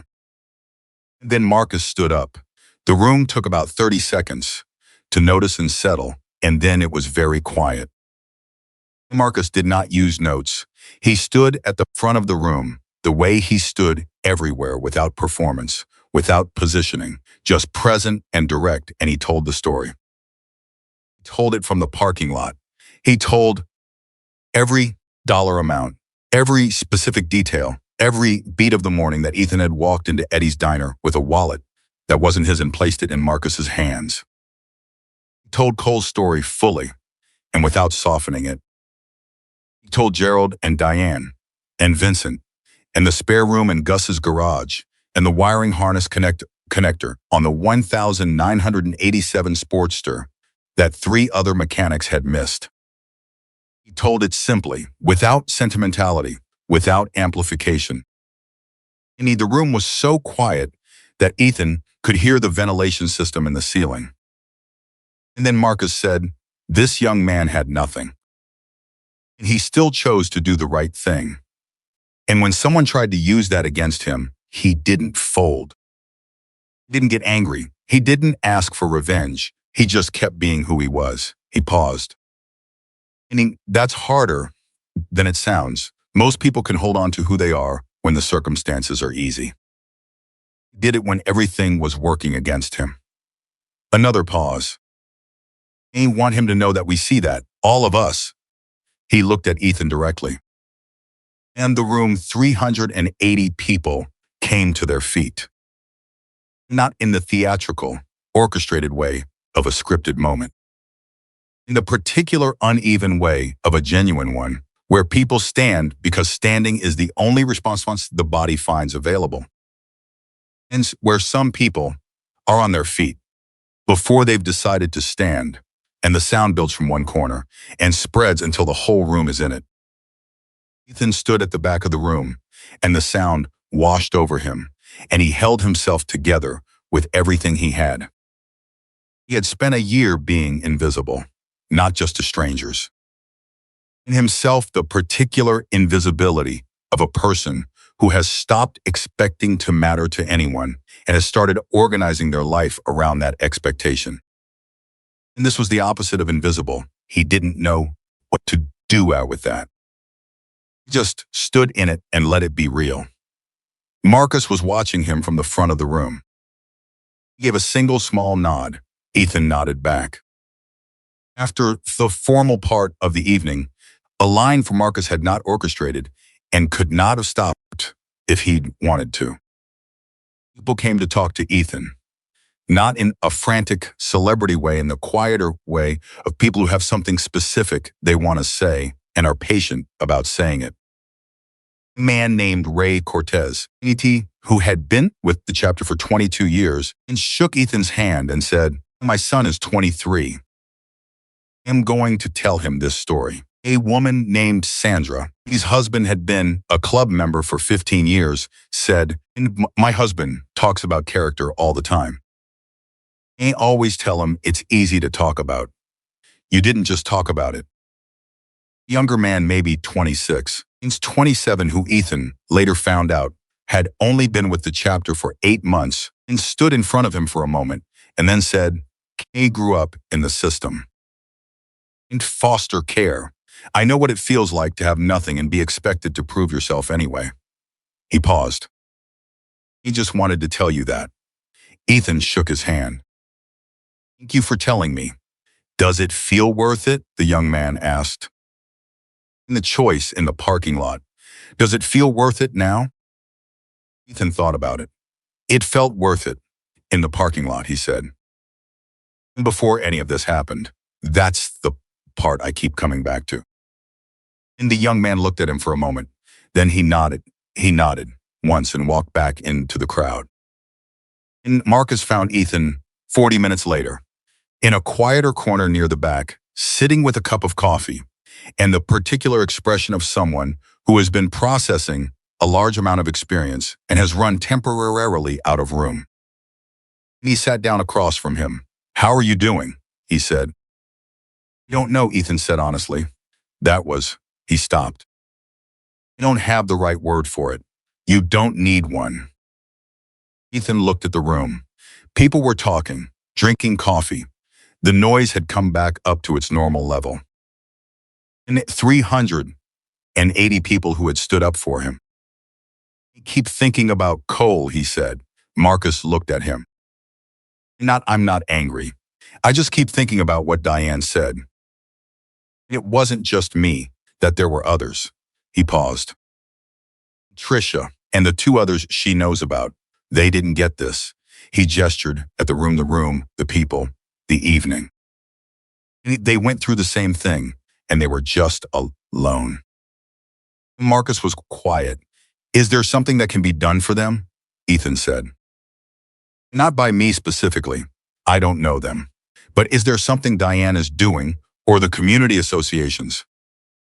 "Diane's already working on it," Marcus said. "Patricia specifically has agreed to meet with the association formally next month. The others are more cautious, but Diane is patient." He paused. "And you've been thinking about this for a while." "Since you told me about them," Ethan said. And Marcus looked at him steadily. "You know what the difference is between someone who does the right thing once and someone who keeps doing it?" Ethan waited. "The second one doesn't stop asking questions like that," Marcus said. Ethan looked at his coffee. "Marcus," he said, "when you gave me your card at Eddie's, and you said when you're ready to stop surviving and start building something." He looked. "What did you mean by building? Just the job? The garage?" Marcus was quiet for a moment. Not the quiet of someone deciding what to say, but the quiet of someone deciding how much to say. "No," he said finally, "not just the garage." He set his own coffee down. "It was going to wait," Marcus said. "Give it more time." He looked at Ethan. "I think you're ready to hear it." He paused. And Gus isn't going to run that garage forever. His knees are worse than he lets on, and he's been thinking about what happens to the place when he can't keep pace. Another pause. I've been talking to him about a transition over time. Any gradual, someone who could come in as a mechanic, learn the operation, eventually take it over. He held Ethan's gaze. He told me 2 days ago that he's already found that person. Ethan went very still. He started. You don't have to respond right now, Marcus said. Early. Nothing is decided yet, but I wanted you to know what you're working toward, if you want to work toward it. He paused. You walked into a diner and put a wallet in my hands. And I told myself that morning that whoever you turned out to be, I wasn't going to let you disappear again. Ethan looked at the table. He had the feeling of someone standing at the edge of something, not a precipice, not a danger, but a threshold. And the particular feeling of a door opening that you had stopped believing you would ever see. You don't know how to, he said. Stop. You don't have to know how to, Marcus said. You just have to show up, which, the thing that wasn't quite a smile, you seemed to be good at. Ethan looked at the room one more time. 380 people who had stood up. Vince and his 7 words. Gerald and his decision at the coffee shop. And Diane and her methodical, patient truth-telling. Vincent and his opinions about posture and coffee. And the woman with the gray braids who had stopped him on the sidewalk. He thought about the parking lot, 5:47 in the morning. Nobody watching. He thought about what he'd said to Marcus in that first breakfast. I knew who I was when I found it. He wanted to still know who I was when I put it down. Still knew. That hadn't changed. Everything else had. He picked up his coffee. He looked at Marcus. Okay, he said. Marcus picked up his coffee. Okay, he said back. And somewhere on the other side of the city, in a parking lot beside a dark warehouse, the morning was already beginning to change. A month after the gathering, Ethan arrived at the garage at 6:23. And Gus was already there. He was always already there. Ethan had stopped being surprised by this in the second week and had started using it as a calibration point. He arrived, and Gus had already made coffee. He was on time. If the coffee was still brewing, he was early. The coffee was always already made. And he grew. Gus didn't say anything about the gathering. He didn't acknowledge that it had happened, that 380 people had stood up in a room, that Marcus had told a story in front of all of them that had Gus's name and Gus's garage in it. He just handed Ethan a work order for a 2019 Road King with a transmission issue and said, client needs it by Thursday. Don't let it be Friday. Ethan took the work order. Gus, he said. Gus looked at him. Marcus told me what you said. About the transition, about the garage. He paused. I want you to know I don't take that lightly. Gus was quiet for a moment. The quality of a man who thought before speaking, as a matter of genuine habit rather than politeness, and sometimes the pause was long enough to make people uncomfortable. But Ethan had learned to wait it out. And I've had 4 people work in this garage in the last 10 years, Gus said finally. And of them were technically better than you when they started. Ethan waited. Neither one of them is here anymore, Gus said. And then, you want to know why? Yes, because they thought they were working on machines. He picked up his coffee. And you understand you're working on people's lives. That's different. He turned back to his workbench. And now go look at that transmission. Ethan went and looked at the transmission. December moved quickly. Ethan had not expected that the particular swiftness of days that are full of real work. He had spent so many months in the slow, in the grinding time of survival. Each day stretched itself out across the same small radius of shelters and food lines and temporary arrangements. He had forgotten what it felt like when hours had weight to them. And Tuesday was different from Monday because something had happened on Tuesday that hadn't happened on Monday. Things happened now. He rebuilt a carburetor on a 94 Softail that Gus had declared beyond saving, and then revised that declaration when Ethan had the thing running smoothly by Wednesday afternoon. He diagnosed a recurring stall on a touring bike that had stumped a dealer's service department and two independent shops, tracing it to a cracked intake boot that only showed under specific throttling conditions. He made mistakes twice in December alone, and Gus identified both of them before they became problems and showed what he'd missed with the particular efficiency of someone who has corrected the same categories of error in enough different in people to know exactly where the explanation needed to go. He was learning faster than he had expected, not just the mechanical work. The other part, the way Gus talked to clients directly, without condescension, with the specific honesty of a man who respected people enough not to soften bad news unnecessarily. And the way he performed work fairly, without apology, because he knew what the work was worth. And the way he ran the garage as an ecosystem rather than just a business, understanding that the relationships with suppliers and the reputation in the community and the quality of the work were all parts of the same thing. Ethan watched all of it and filed it away in the same part of his mind that had once stored engineering theory. In the third Thursday of December, Marcus stopped by the garage at the end of the day. He didn't come in. He leaned against his motorcycle in the lot and waited for Ethan to come out, which Ethan did at 5:58, 2 minutes before closing. "And walk with me," Marcus said. They walked. For half a block, neither of them said anything. And then Marcus said, "Diane heard back from Patricia today. And she's agreed to speak to the full community association in January." "That's good," Ethan said. "It is." A pause. "Since she wanted me to tell you something." Ethan looked at him. "And she said," and I'm quoting here, "tell the wallet kid that he started something he doesn't know he started." Marcus glanced at him. In her words, Ethan was quiet for a moment. What did she mean? She meant that watching what happened to you, the way things moved, the way people showed up, gave her something she didn't have before. And a reason to believe it was worth saying something. Marcus paused. And do that deliberately. You just existed in a way that made it possible for her. Ethan thought about that. "Cole?" he asked. "The association met with him last week. And then I wasn't there, Diane. Handled it. He's been told clearly that his activities in the neighborhood are documented and that any further incidents will be escalated beyond the community level." He paused. "He hasn't left the neighborhood, but he's quiet."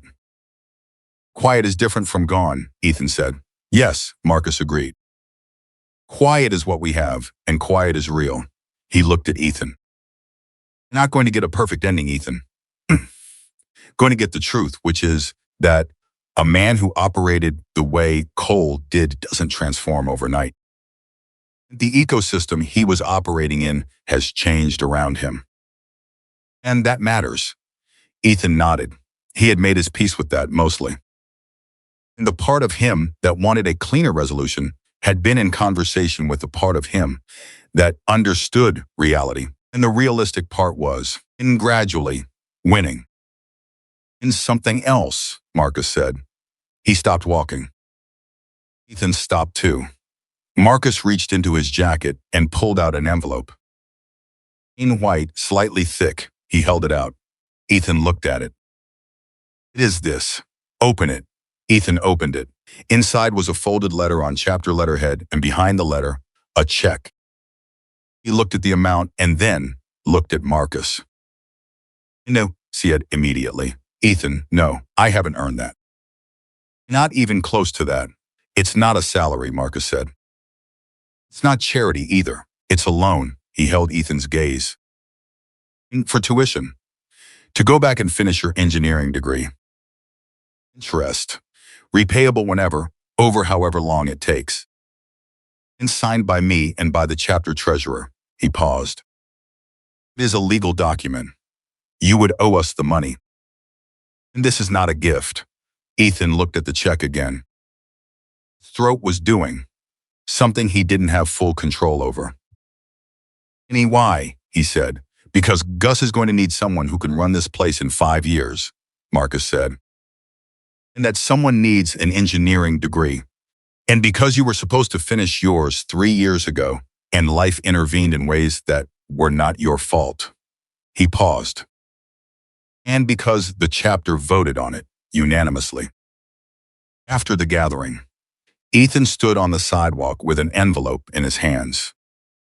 He thought about his mother, about her face on the day he'd been accepted to the engineering program. And she had cried not sadly, but with the specific pride of a woman who had worked a job she hadn't chosen 20 years so that her son could choose his. He had thought about that face a lot in the past year. Thought about it in the parking structure on the nights when he was coldest and most tired and most tempted by the particular math that said the right choice was for people who could afford it. He had held onto her face, and he had held the line. And now he was standing on a sidewalk in December with an envelope that said the line had held back. Okay, he said. His voice was not entirely steady. Okay. Marcus put a hand on his shoulder briefly, then let it go. Gus knows about the school schedule. You'll work mornings and go to school in the afternoons, or the reverse, depending on the semester. He's already talked to the department chair at the university about your transcript. He said all of this practically. The practical details were the most important thing right now, which Ethan understood was a kindness. In this, we sorted out the transfer credit issue. Your 2 years count. Be finishing as a junior. Ethan folded the envelope carefully and put it inside his jacket.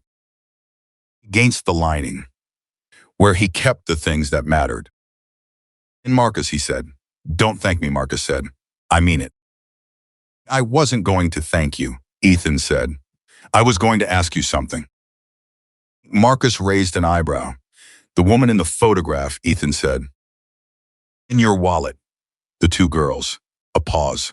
Something crossed Marcus's face, not pain, exactly, but the specific expression of someone touching a memory that has both warmth and weight. My wife, Linda, my daughters, Sarah and Beth. He paused. And Sarah's 22 now. Beth is 19. Linda and I have been married 31 years. And they're the reason you had the wallet on you one that morning, Ethan said. In the photograph, I carry it everywhere, Marcus said. Since the girls were born. Ethan nodded. He had been thinking about this for weeks, the photograph, the particular human reality of what he had held in his hands in that parking lot.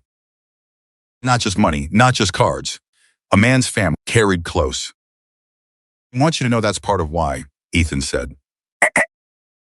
And not the main reason, but part of it. I looked at that photograph and I thought about the person who carried it. Marcus was quiet for a long moment. I know, he said finally. He figured. They stood there for a moment on the December sidewalk. And come to dinner Sunday, Marcus said. Linda has been asking about you since the gathering. She was there. By the way, she's the one who stood up first. Ethan blinked. What? When the room stood. She was on her feet before anyone else. Marcus said it simply, without staging it. And said afterward that she wanted to see the young man who had held her family's photograph in his hands and put it back. Ethan didn't have anything to say to that. Sunday, Marcus said. 7 o'clock. Don't be late. And Sunday dinner at the Callahan house was Marcus and Linda and Sarah, who was home from her nursing program for the holidays, and Beth, who was in her first year of college and had her father's directness and her mother's warmth that expressed itself as an extremely specific opinion about everything delivered with complete goodwill. Linda Callahan was a tall woman in her mid-50s with the kind of steadiness about her that suggested she had been the fixed point around which a great deal of motion had organized itself for a very long time and had made her peace with that role. And she shook Ethan's hand at the door and said, "We're glad you're here," with the particular simplicity of someone who meant it without needing to elaborate. And the meal was loud and comfortable and occasionally competitive in the way that family meals are when the people involved have known each other long enough to skip the polite layers entirely. And Sarah had opinions about the state of emergency nursing that she delivered with the authority of someone who had spent 2 years being tested against reality. And Beth had discovered in her first semester, and she was significantly better at organic chemistry than she had expected to be, and was considering whether this changed her plans. And the table had thoughts about this. Ate and listened, and occasionally said something that redirected the conversation like a hand on a rudder, not controlling, just orienting. Ethan sat in the middle of all of it and felt something he hadn't felt in 3 years. Not happy, exactly, or not just happy, something more specific. The feeling of being inside something, rather than outside it. And being one of the people at the table rather than a person watching through glass. At one point, Beth looked at him directly and said, "Can I ask you something?" "And sure," Ethan said, "when you found the wallet in the parking lot." "Were you tempted?" Linda said. "It's okay," Ethan said. He looked at Beth. "Yes, I was tempted." Beth nodded, processing. "And yet you didn't keep it." "No. Why not? I mean, I understand why not, but I want to hear how you explain it." Ethan thought about it. He had explained it several times now, to different people, in different ways. Each time the question came from someone new, he found he had to find the real answer again, rather than reach for the version he'd already said. "Think," he said slowly, "that there are moments where you find out who you actually are rather than who you tell yourself you are. And I knew that if I kept the money, it would know not other people, not the world. Just me, I would know that when the test came, he failed it. And I'd be carrying that." He paused. "I was already carrying a lot." He didn't want to add that. Beth was quiet for a moment. "That's a better answer than I expected," she said. "Beth," Sarah said, not looking up from her plate. "It's a compliment," Beth said. Ethan smiled. It was the most natural smile he'd produced in months. Marcus caught his eye across the table, the thing that wasn't quite a smile. After dinner, when Sarah and Beth had migrated to the living room, and Linda was managing the kitchen with efficient autonomy of someone who preferred to handle that territory alone, Marcus and Ethan's sat at the cleared table with coffee. "And they like you," Marcus said. "They barely know me." "You know what matters." He drank his coffee, Linda especially. Ethan looked toward the kitchen. Linda was moving around in there with a particular energy of someone engaged in something they find genuinely satisfying. "And she stood up first," Ethan said quietly. "She's the one who told me to give you the card," Marcus said. Ethan looked at him. "What? At Eddie's? When you left?" Marcus set down his coffee. "He was going to let you walk out. Not because I didn't want to help, but because I've given my number to people before who weren't ready. And who took the help and ran, and I couldn't tell with you." He paused. "And called me that night. She'd come by the diner that morning to drop something off, and she'd seen the whole thing from the doorway. And she said," he paused, and smiling slightly at the memory, she said, "Marcus, if you don't find that boy and make sure he's all right, I will find him myself." Ethan sat with that for a moment. "She didn't say anything to me at dinner," he said. "He doesn't need to," Marcus said. "You being here is enough for her." Ethan looked at his coffee. Something was moving in his chest that he was having trouble categorizing, not sadness, not exactly, but something adjacent to it. In the particular emotion of someone who has been running a debt they didn't know they owed and discovers suddenly that the debt is already paid. I need to ask you something, he said, and I need you to be honest with me. I'm always honest with you, Marcus said. I know. Ethan looked up. Is this what you've done? The room, the loan, this dinner? Any part of this about the wallet? About owing me something because I returned it? Marcus was very still. I need to know, Ethan said. Because I can't build something real on an obligation. I can't be someone's good deed that they're paying forward. You need to know if you see me as a person or as a debt. In the silence that followed was long enough that Ethan felt the edges of it. And Marcus said, the night after you returned the wallet, told Linda about you, every detail. And she said to me, she said, that's not a story about a wallet. And that's a story about a person. And she was right. He held Ethan's gaze. And you're not a debt, Ethan. You're not a good deed. You're a 24-year-old man who has been through enough to break most people and hasn't broken. He paused. He would have given that card to the person you are, regardless of whether they'd ever touch my wallet. Just took the wallet for me to find out who you were. Ethan looked at him for a long moment. Then he nodded. Okay, he said. Okay, Marcus said. In Trey. From the living room, and Beth's voice carried clearly. I'm just saying that if the chemistry program requires that much calculus, he should warn people up front. And Sarah's voice, equally clear, that is literally what prerequisites are. Ethan looked toward the sound of them. He felt the warmth of the house around him, not the warmth of a building's heating system, but something else. And the particular warmth of a place where people have chosen to be together. Picked up his coffee. He thought about his mother's face. He thought she would have liked Linda. He thought she would have liked all of them. He didn't say that out loud, but he sat with it and let it be real and didn't push it away. In January arrived, and with it the spring semester registration.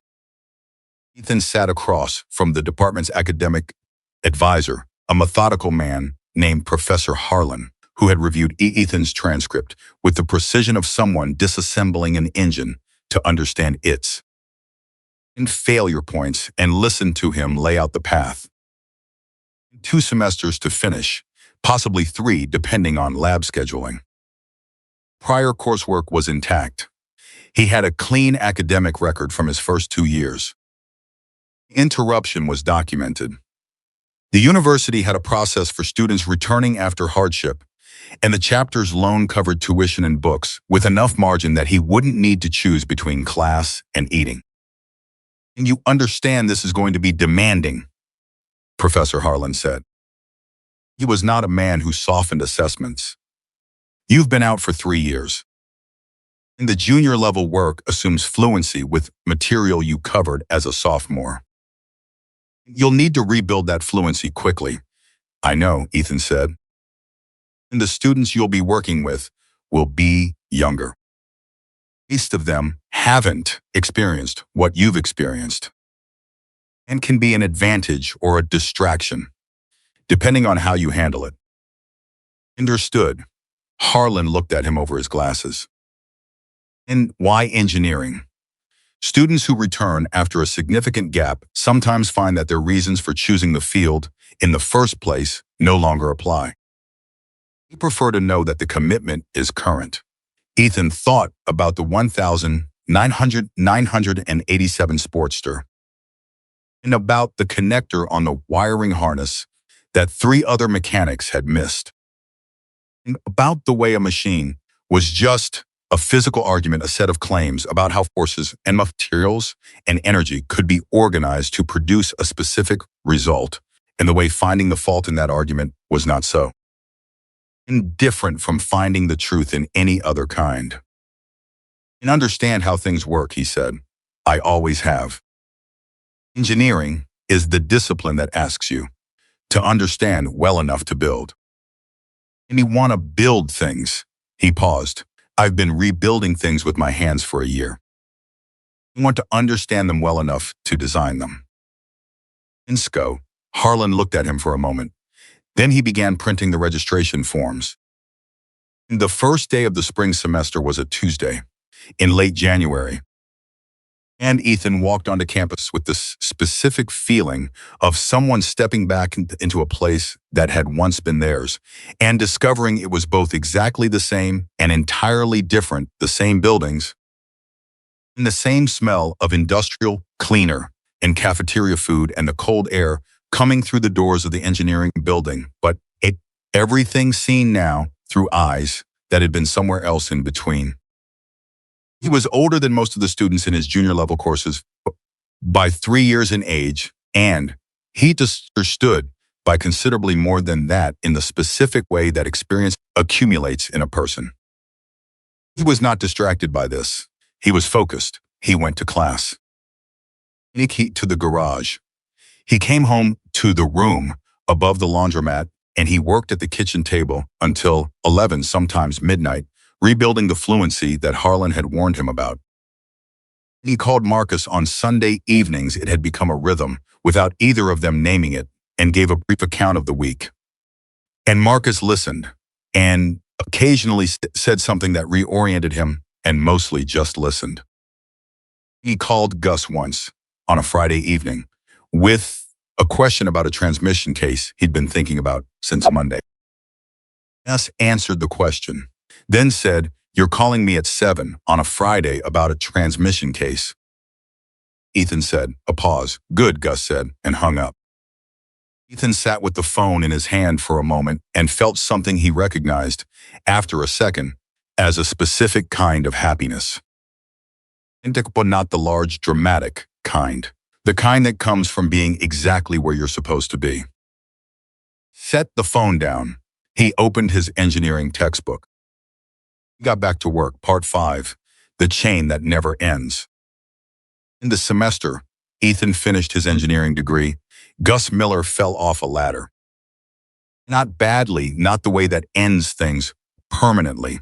Though at 67, the word permanently hovered in the room at the hospital for about 40 minutes before the doctor came out and said 2 cracked ribs, sprained wrist, and mandatory rest for 6 weeks.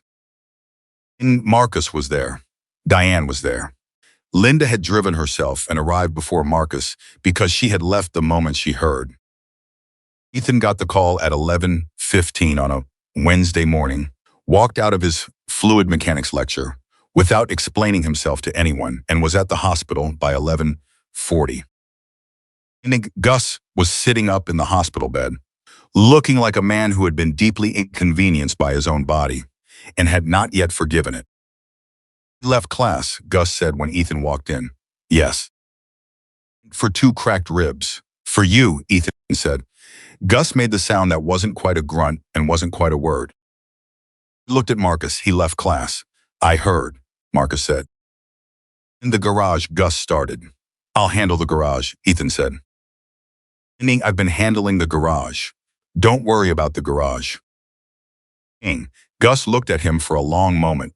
Something moved across his face that Ethan had learned over 18 months of work beside this man to recognize.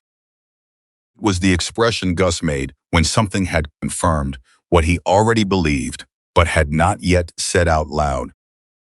"And all right," Gus said. "Don't let Ray touch the Dinah that came in Monday. He overtorques everything." "I know," Ethan said. "I've been retorquing after him for 6 weeks." Gus closed his eyes. "I knew it." Marcus looked at Ethan over Gus's head. And the thing that wasn't quite a smile had graduated, somewhere in the past year and a half, into something more fully itself. And something warmer. Linda put her hand on Ethan's arm briefly as she passed him on her way to the chair beside the bed. She didn't say anything. She didn't need to. And the 6 weeks Gus was out were the 6 weeks that settled everything. Not because they were dramatic, because they were the opposite. They were just work. Insistent, daily, demanding work that Ethan moved through, with the full attention of someone who understood what was being asked of him and had been preparing for it, without knowing that was what he was doing. He put in the garage at 6:30. He managed Ray and a new part-time hire named Dory, who was 22, and had a natural instinct with electrical systems that reminded Ethan of himself 3 years ago, which meant he was patient with her mistakes in a way that Gus had never been able to be entirely patient with his, because Gus had never been 22 and confused and still mostly right. He handled the client conversations. He made the calls to suppliers. He dealt with the insurance inquiry about a repair job from November that had developed a complication, navigating it with a specific combination of technical accuracy and relational directness that he had watched Gus model for a year and a half.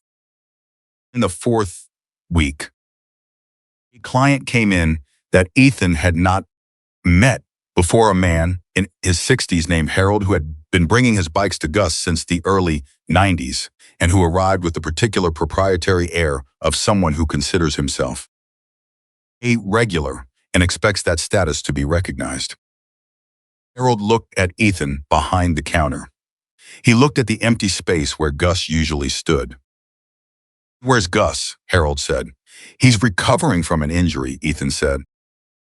"He'll be back in 2 weeks. I'm Ethan. I'll be taking care of your bike while he's out." Harold looked at him. "How long have you been here?" 18 months. "Gus trust you?" "You'd have to ask Gus," Ethan said. "And I'm the one here, so if you want the bike worked on, I'm what you've got." Harold studied him for another moment. Then, unexpectedly, he laughed. "All right, fair enough." He handed over the keys. "It's the Road King outside. And something's off in the front end. I can feel it in the bars, but I can't hear anything wrong." "I'll find it," Ethan said. He found it in 40 minutes. A worn steering head bearing not making noise yet, but past its tolerance point. Harold would have felt it as a subtle heaviness in the steering, most noticeable on slow turns. Another few thousand miles, and it would have been more than subtle. And Harold came back to pick up the bike, and Ethan showed him what he'd found. Harold was quiet for a moment. And he said, "Gus finding you was either very lucky or very smart." "Probably both," Ethan said. "That's how Gus operates." Harold left a $40 tip and told 2 people about the garage before he'd gotten home. Ethan knew this because both of them called within the week. And Gus came back on a Monday morning 6 weeks, and 2 days after the latter incident. And he walked in, set his coffee on his workbench, and looked around the garage with the systematic attention of a man conducting an inspection. He checked the tool organization. He checked the parts inventory against the log. He looked at the work orders from the past 6 weeks, going through them one by one with a precision that took 45 minutes. He went over the financials with the same attention. Ethan stood nearby and let him look at everything. When Gus finished, he was quiet for a long time. Then he said, "You moved the socket set. The original position didn't make sense for the workflow," Ethan said. "The way we rotate between the 2 bays, the old spot added 12 steps per job. We tracked it for a week before I moved it." Gus looked at him. "No steps per job. We do an average of 9 jobs a day. And that's over 100 unnecessary steps daily over a year." "You can do the math," Gus said. He looked at the socket set in its new position, picked up a ratchet, turned it over in his hands, set it back. "It's a better spot," he said. He said it the way Gus said everything, flatly, without elaboration. But from Gus, flat was generous. "Thank you," Ethan said. Gus turned back to his bench. "I talked to Marcus while I was out. He know," he mentioned. "He told me the chapter's ready to move forward on the transition structure whenever I say." He didn't turn around. "Saying," Ethan went still. "The attorney has a draft," Gus continued. "Gradual buyout over 8 years. structured around your income from the garage itself, not the loan. And the loan stays separate. He picked up a wrench and set it down. And you'd be a co-owner in year 1, majority owner in year 4, full ownership at year 8. Now he turned around. You need to carry the business through any rough patches in that period. I'm not going to bail you out if something goes sideways. No, Ethan said. If you run it into the ground, you lose the investment and you owe the remaining buyout. No, this is a real thing, Ethan. Not a favor. Not a gift. A business transaction, I know, Ethan said for the 3rd time. That's why I want it. Gus looked at him, held the look for a moment, the way he held everything completely, without rush. He nodded once. All right. He turned back to his bench. Call the attorney this week and put the socket set back where I had it. Ethan opened his mouth. I'm joking, Gus said without turning around. Ethan stood there for a second. It was the first joke Gus had made in 18 months. Gus, he said. What, did you just make a joke? No, Gus said. Get back to work. Engineering degree arrived in May. Not dramatically, it came in the mail, a formal envelope with the university seal, which Ethan opened at the kitchen table above the laundromat on a Tuesday evening, after a full day at the garage and 3 hours of studying for his final exam in structural analysis. He sat there with the paper in his hands and looked at his name printed on it and thought about the version of himself that had left school 3 years ago, certain it was temporary, and carrying a weight that turned out to be heavier and longer than anything he'd prepared for. He thought about his father, who was still in Kentucky, and he called every 2 weeks on a Sunday, whose voice had gotten stronger in the past year, not back to what it had been, but moving. But his father had cried when Ethan told him about the garage transition. And he, not dramatically, just gone quiet on the phone for a long moment and then said, in a voice that was doing its best, your mother would have called everyone she knew. Ethan had said, I know, Dad. And his father had said, she knew. And she always knew you'd find your way back. He held that sentence in the same place. He held the photograph that was gone, in the place that didn't need an external object to remain real. Put the degree on the kitchen table and took a photograph of it on his phone and sent it to Marcus and Gus and Diane and Gerald and Vincent and his father and Beth and Sarah and Linda. And Marcus replied in 45 seconds, a single word. Yes. Gus replied 4 minutes later, frame it, certificates in the office. And Gerald replied, Ethan, man. Congratulations. Beth replied with 4 exclamation points, which from Beth was the equivalent of a standing ovation. His father didn't reply by text. He called. He called, and Ethan answered, and his father talked for 7 minutes straight, which was more than he had talked in any single conversation in 3 years, and Ethan sat at the kitchen table and listened to every word. It was a Thursday in early September, the air just beginning to carry the first suggestion of fall when it happened. Ethan was opening the garage. It was 6:28. He had a coffee in one hand and the key in the other, and his mind was partially on the brake job waiting for him in Bay 1, and partially on a materials specification question from an engineering consulting project he'd picked up through a university contact, one of 3 small consulting jobs he'd taken on in the months since graduation. He heard the motorcycle first, then he turned and saw it pull to the far end of the parking lot, a big touring bike, dark blue, and the rider cut the engine and sat there for a moment before getting off. A man, maybe 40, with the particular hesitation of someone who has arrived somewhere and is not entirely sure what happens next. Ethan watched him look around the lot. Then the man crouched down beside his rear wheel and picked something up from the ground. Ethan went still. The man stood up. He had something in his hand. He turned it over again, and even from this distance, Ethan, see, it was a wallet, slim, dark, and the kind of wallet that falls without making a sound on asphalt. The man looked at the wallet. He looked around the lot.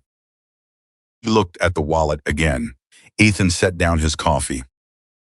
He walked across the lot, not quickly, just steadily.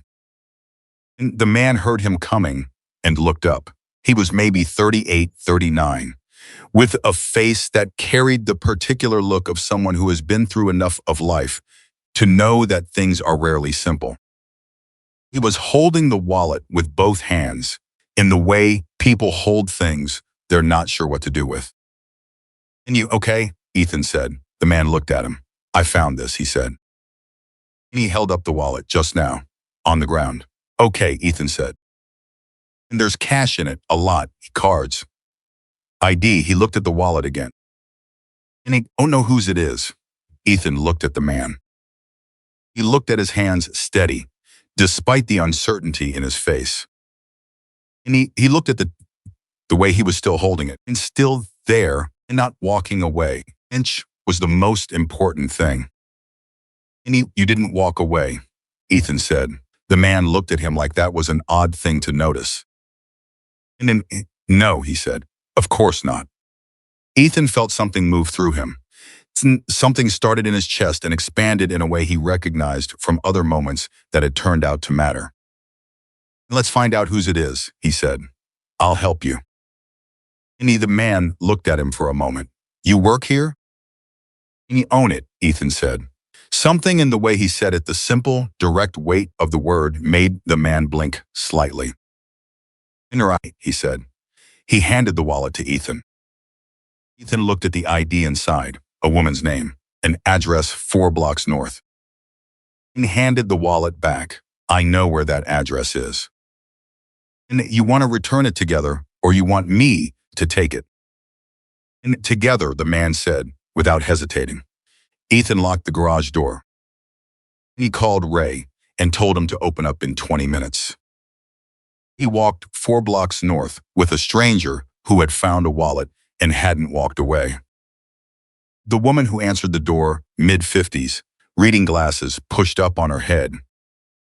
The expression of someone interrupted in the middle of something went through the precise sequence of recognition that Ethan had seen on Marcus's face in the diner 2 years ago. And she saw the wallet. She understood. Her hand went to her mouth. "He dropped it this morning," she said. "I didn't even know." She stopped. She looked at the man with the wallet. "And you found it?" "Yes, ma'am," he said. "Is everything?" "Everything's there," he said. "I didn't look at much. And just the ID to find the address." She took the wallet. And she stood there for a moment, and the emotion that moved through her face was complicated in the specific way that emotions are when someone unexpected is kind, and you weren't prepared for it. "Thank you," she said. It came out slightly unsteady. "It's yours," the man said simply. "It was always yours." Ethan heard that sentence and felt it land in the specific place where sentences land when they mean more than they say. And he thought about Marcus sitting across from him in Eddie's diner 2 years ago. He thought about, it wasn't mine. He thought, yes. That's it, exactly. They walked back to the garage together. And the man's name, it turned out, was Danny Reeves. He was a mechanic himself, not motorcycles. Automotive, working at a shop across town. He'd been riding through the neighborhood because he had a friend in one of the apartment buildings on Creston, and he'd stopped to check a noise in his rear brake that had been bothering him since last week. "I can look at it," Ethan said, "if you want." Danny looked at him. "You don't have to, I know," Ethan said. "I want to." And he brought thy bike in. Ethan looked at the rear brake and found a glazed pad not dangerous yet, but past its useful life. He had a replacement in inventory. He put it in and told Danny what to watch for going forward. And he pulled out his wallet. "Don't," Ethan said. "Ethan, you returned a wallet to a woman who didn't know she'd lost it. And you walked 4 blocks and stood on a stranger's doorstep. And that's worth more than a brake pad. He handed Danny back his key. And ride safe. Danny stood there for a moment with the key in his hand. He had the expression of someone who is being given something they don't know how to hold. And why are you telling me it's worth more? Danny said. And you don't know me. Ethan looked at him. About 2 years ago, he said, I found a wallet in a parking lot. A lot of cash, cards, everything. I'd been homeless for 8 months. And I hadn't eaten properly in 2 days. My shoes had a hole in them. Danny was very still. I returned it, Ethan said. Every dollar. And what happened after that? He paused. Changed everything. And not because of the money, because of the choice. He looked at Danny steadily. And you made the same choice this morning. You didn't have to. But you did. And I think you should know that I know what that is. And what it costs, and what it means. Danny looked at him for a long time. And you own this garage, he said finally. From that ring, from a chain of things that started with that, Ethan said. And the garage was down the line. But yes, Danny was quiet. He looked at the garage around him, the tools, the bays, the work orders on the board. A place that was clearly and unmistakably functional and real. And someone helped you, Danny said, a man named Marcus Callahan. And about 6 others who didn't need to do what they did. Ethan paused. It's not just the wallet. It's what happens when the right people see who you are at the right moment. And for that to happen, you have to be who you are at the moment nobody's watching. And he nodded slowly. He turned the key over in his fingers. And almost kept walking, he said, this morning. I saw it on the ground, and I almost just kept going. You didn't, Ethan said. No, that's the whole thing, Ethan said. And that's all of it, right there. Danny put the key in his pocket.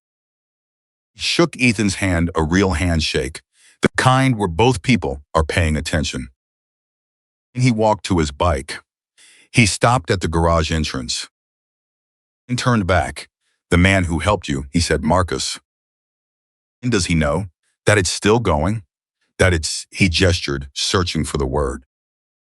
Moving, Ethan said. Yeah. Does he know it's still moving? Ethan thought about Marcus. He thought about Sunday dinners and phone calls and the thing that wasn't quite a smile. He thought about what Marcus had told him once, sitting at Hennessy's with 2 cups of coffee, about the specific difference between naive and faithful. I'll tell him, Ethan said. He called Marcus that evening. And Sunday a Thursday, which broke the rhythm, which Marcus noticed immediately. Thursday, Marcus said when he picked up. Something happened today, Ethan said. He told it. But in all of it, Danny, in the wallet, the woman at the door, and the brake pad, and the conversation in the garage. And he told it the way he'd learned to tell things from Marcus, completely, and without amplification, and trusting the story to carry its own weight. And he finished. Marcus was quiet, not the short quiet of someone collecting a response. And the longer quiet of someone being moved by something and not rushing past that to words. And Marcus, Ethan said. Yeah, Marcus said. His voice was slightly different. And not unsteady, just present in a different way than usual. You need to know something, Ethan said. Tell me. That morning in the parking lot, I had 43 cents and had a hole in my shoe. I had been awake since 5 because a truck woke me up and I couldn't get back to sleep. He paused. I want you to know what I was carrying when I made that choice. Didn't you understand that it wasn't easy? It cost something. And I want you to know that whatever it cost, I would pay it again. Every time, because of everything that came from it. His voice was even. He had rehearsed none of this. It was just true. You told me I was early. In that first week, when I didn't know if the choice had been worth it. And you told me I was early You were right. Marcus didn't say anything for a moment. Then I have to tell you something. Tell me. 30 years ago, Marcus said, I was 27 years old and I had nothing. Not the way you had nothing, different circumstances, but the same basic fact. No safety net, no direction, no reason to believe it was going to change. He paused. And he found a wallet outside a bar in Reno, $600 in it. And he had $11. Ethan went completely still. He returned it, Marcus said, to a man named Earl Duchamp, who was 63 years old and had been riding bikes since 1965. He found me 3 days later and asked me why. A pause. I told him it wasn't mine. He looked at me for a long time.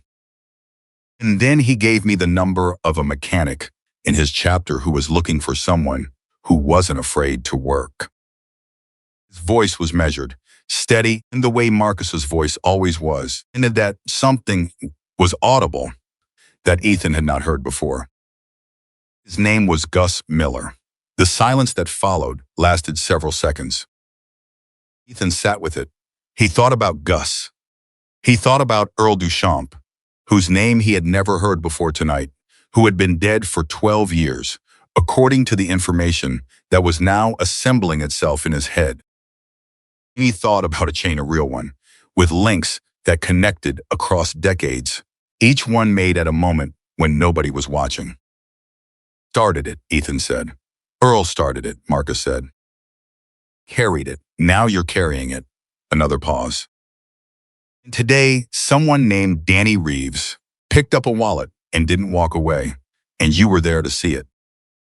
Ethan stood in his kitchen above the laundromat and felt the full weight, the full lightness of that, simultaneously, the way some things are heavy and free at the same time, depending on how you hold them. And does Gus know, he asked, that you and Earl? Gus knows everything, Marcus said. He's known since before I walked through his door. And Earl called him. Ethan thought about Gus behind the workbench. And the 7 words, the test with the Sportster, the socket set and the joke that wasn't a joke. A man who had been past something real and had spent 40 years deciding who deserved to receive it next. He was waiting for you, Marcus said. He just didn't know your name yet. Ethan sat down at the kitchen table.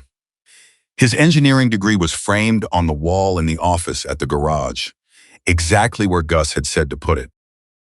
His father was in Kentucky, getting stronger. Patricia had given her statement, and Cole Ramirez had not been heard from in 9 months. And Gerald called every few weeks, nothing specific, just to talk. And Anne had started a formal community resource program that now operated out of 3 neighborhood locations. And she had asked Ethan last month if he'd be willing to speak at an orientation for incoming participants, and he had said yes without hesitating.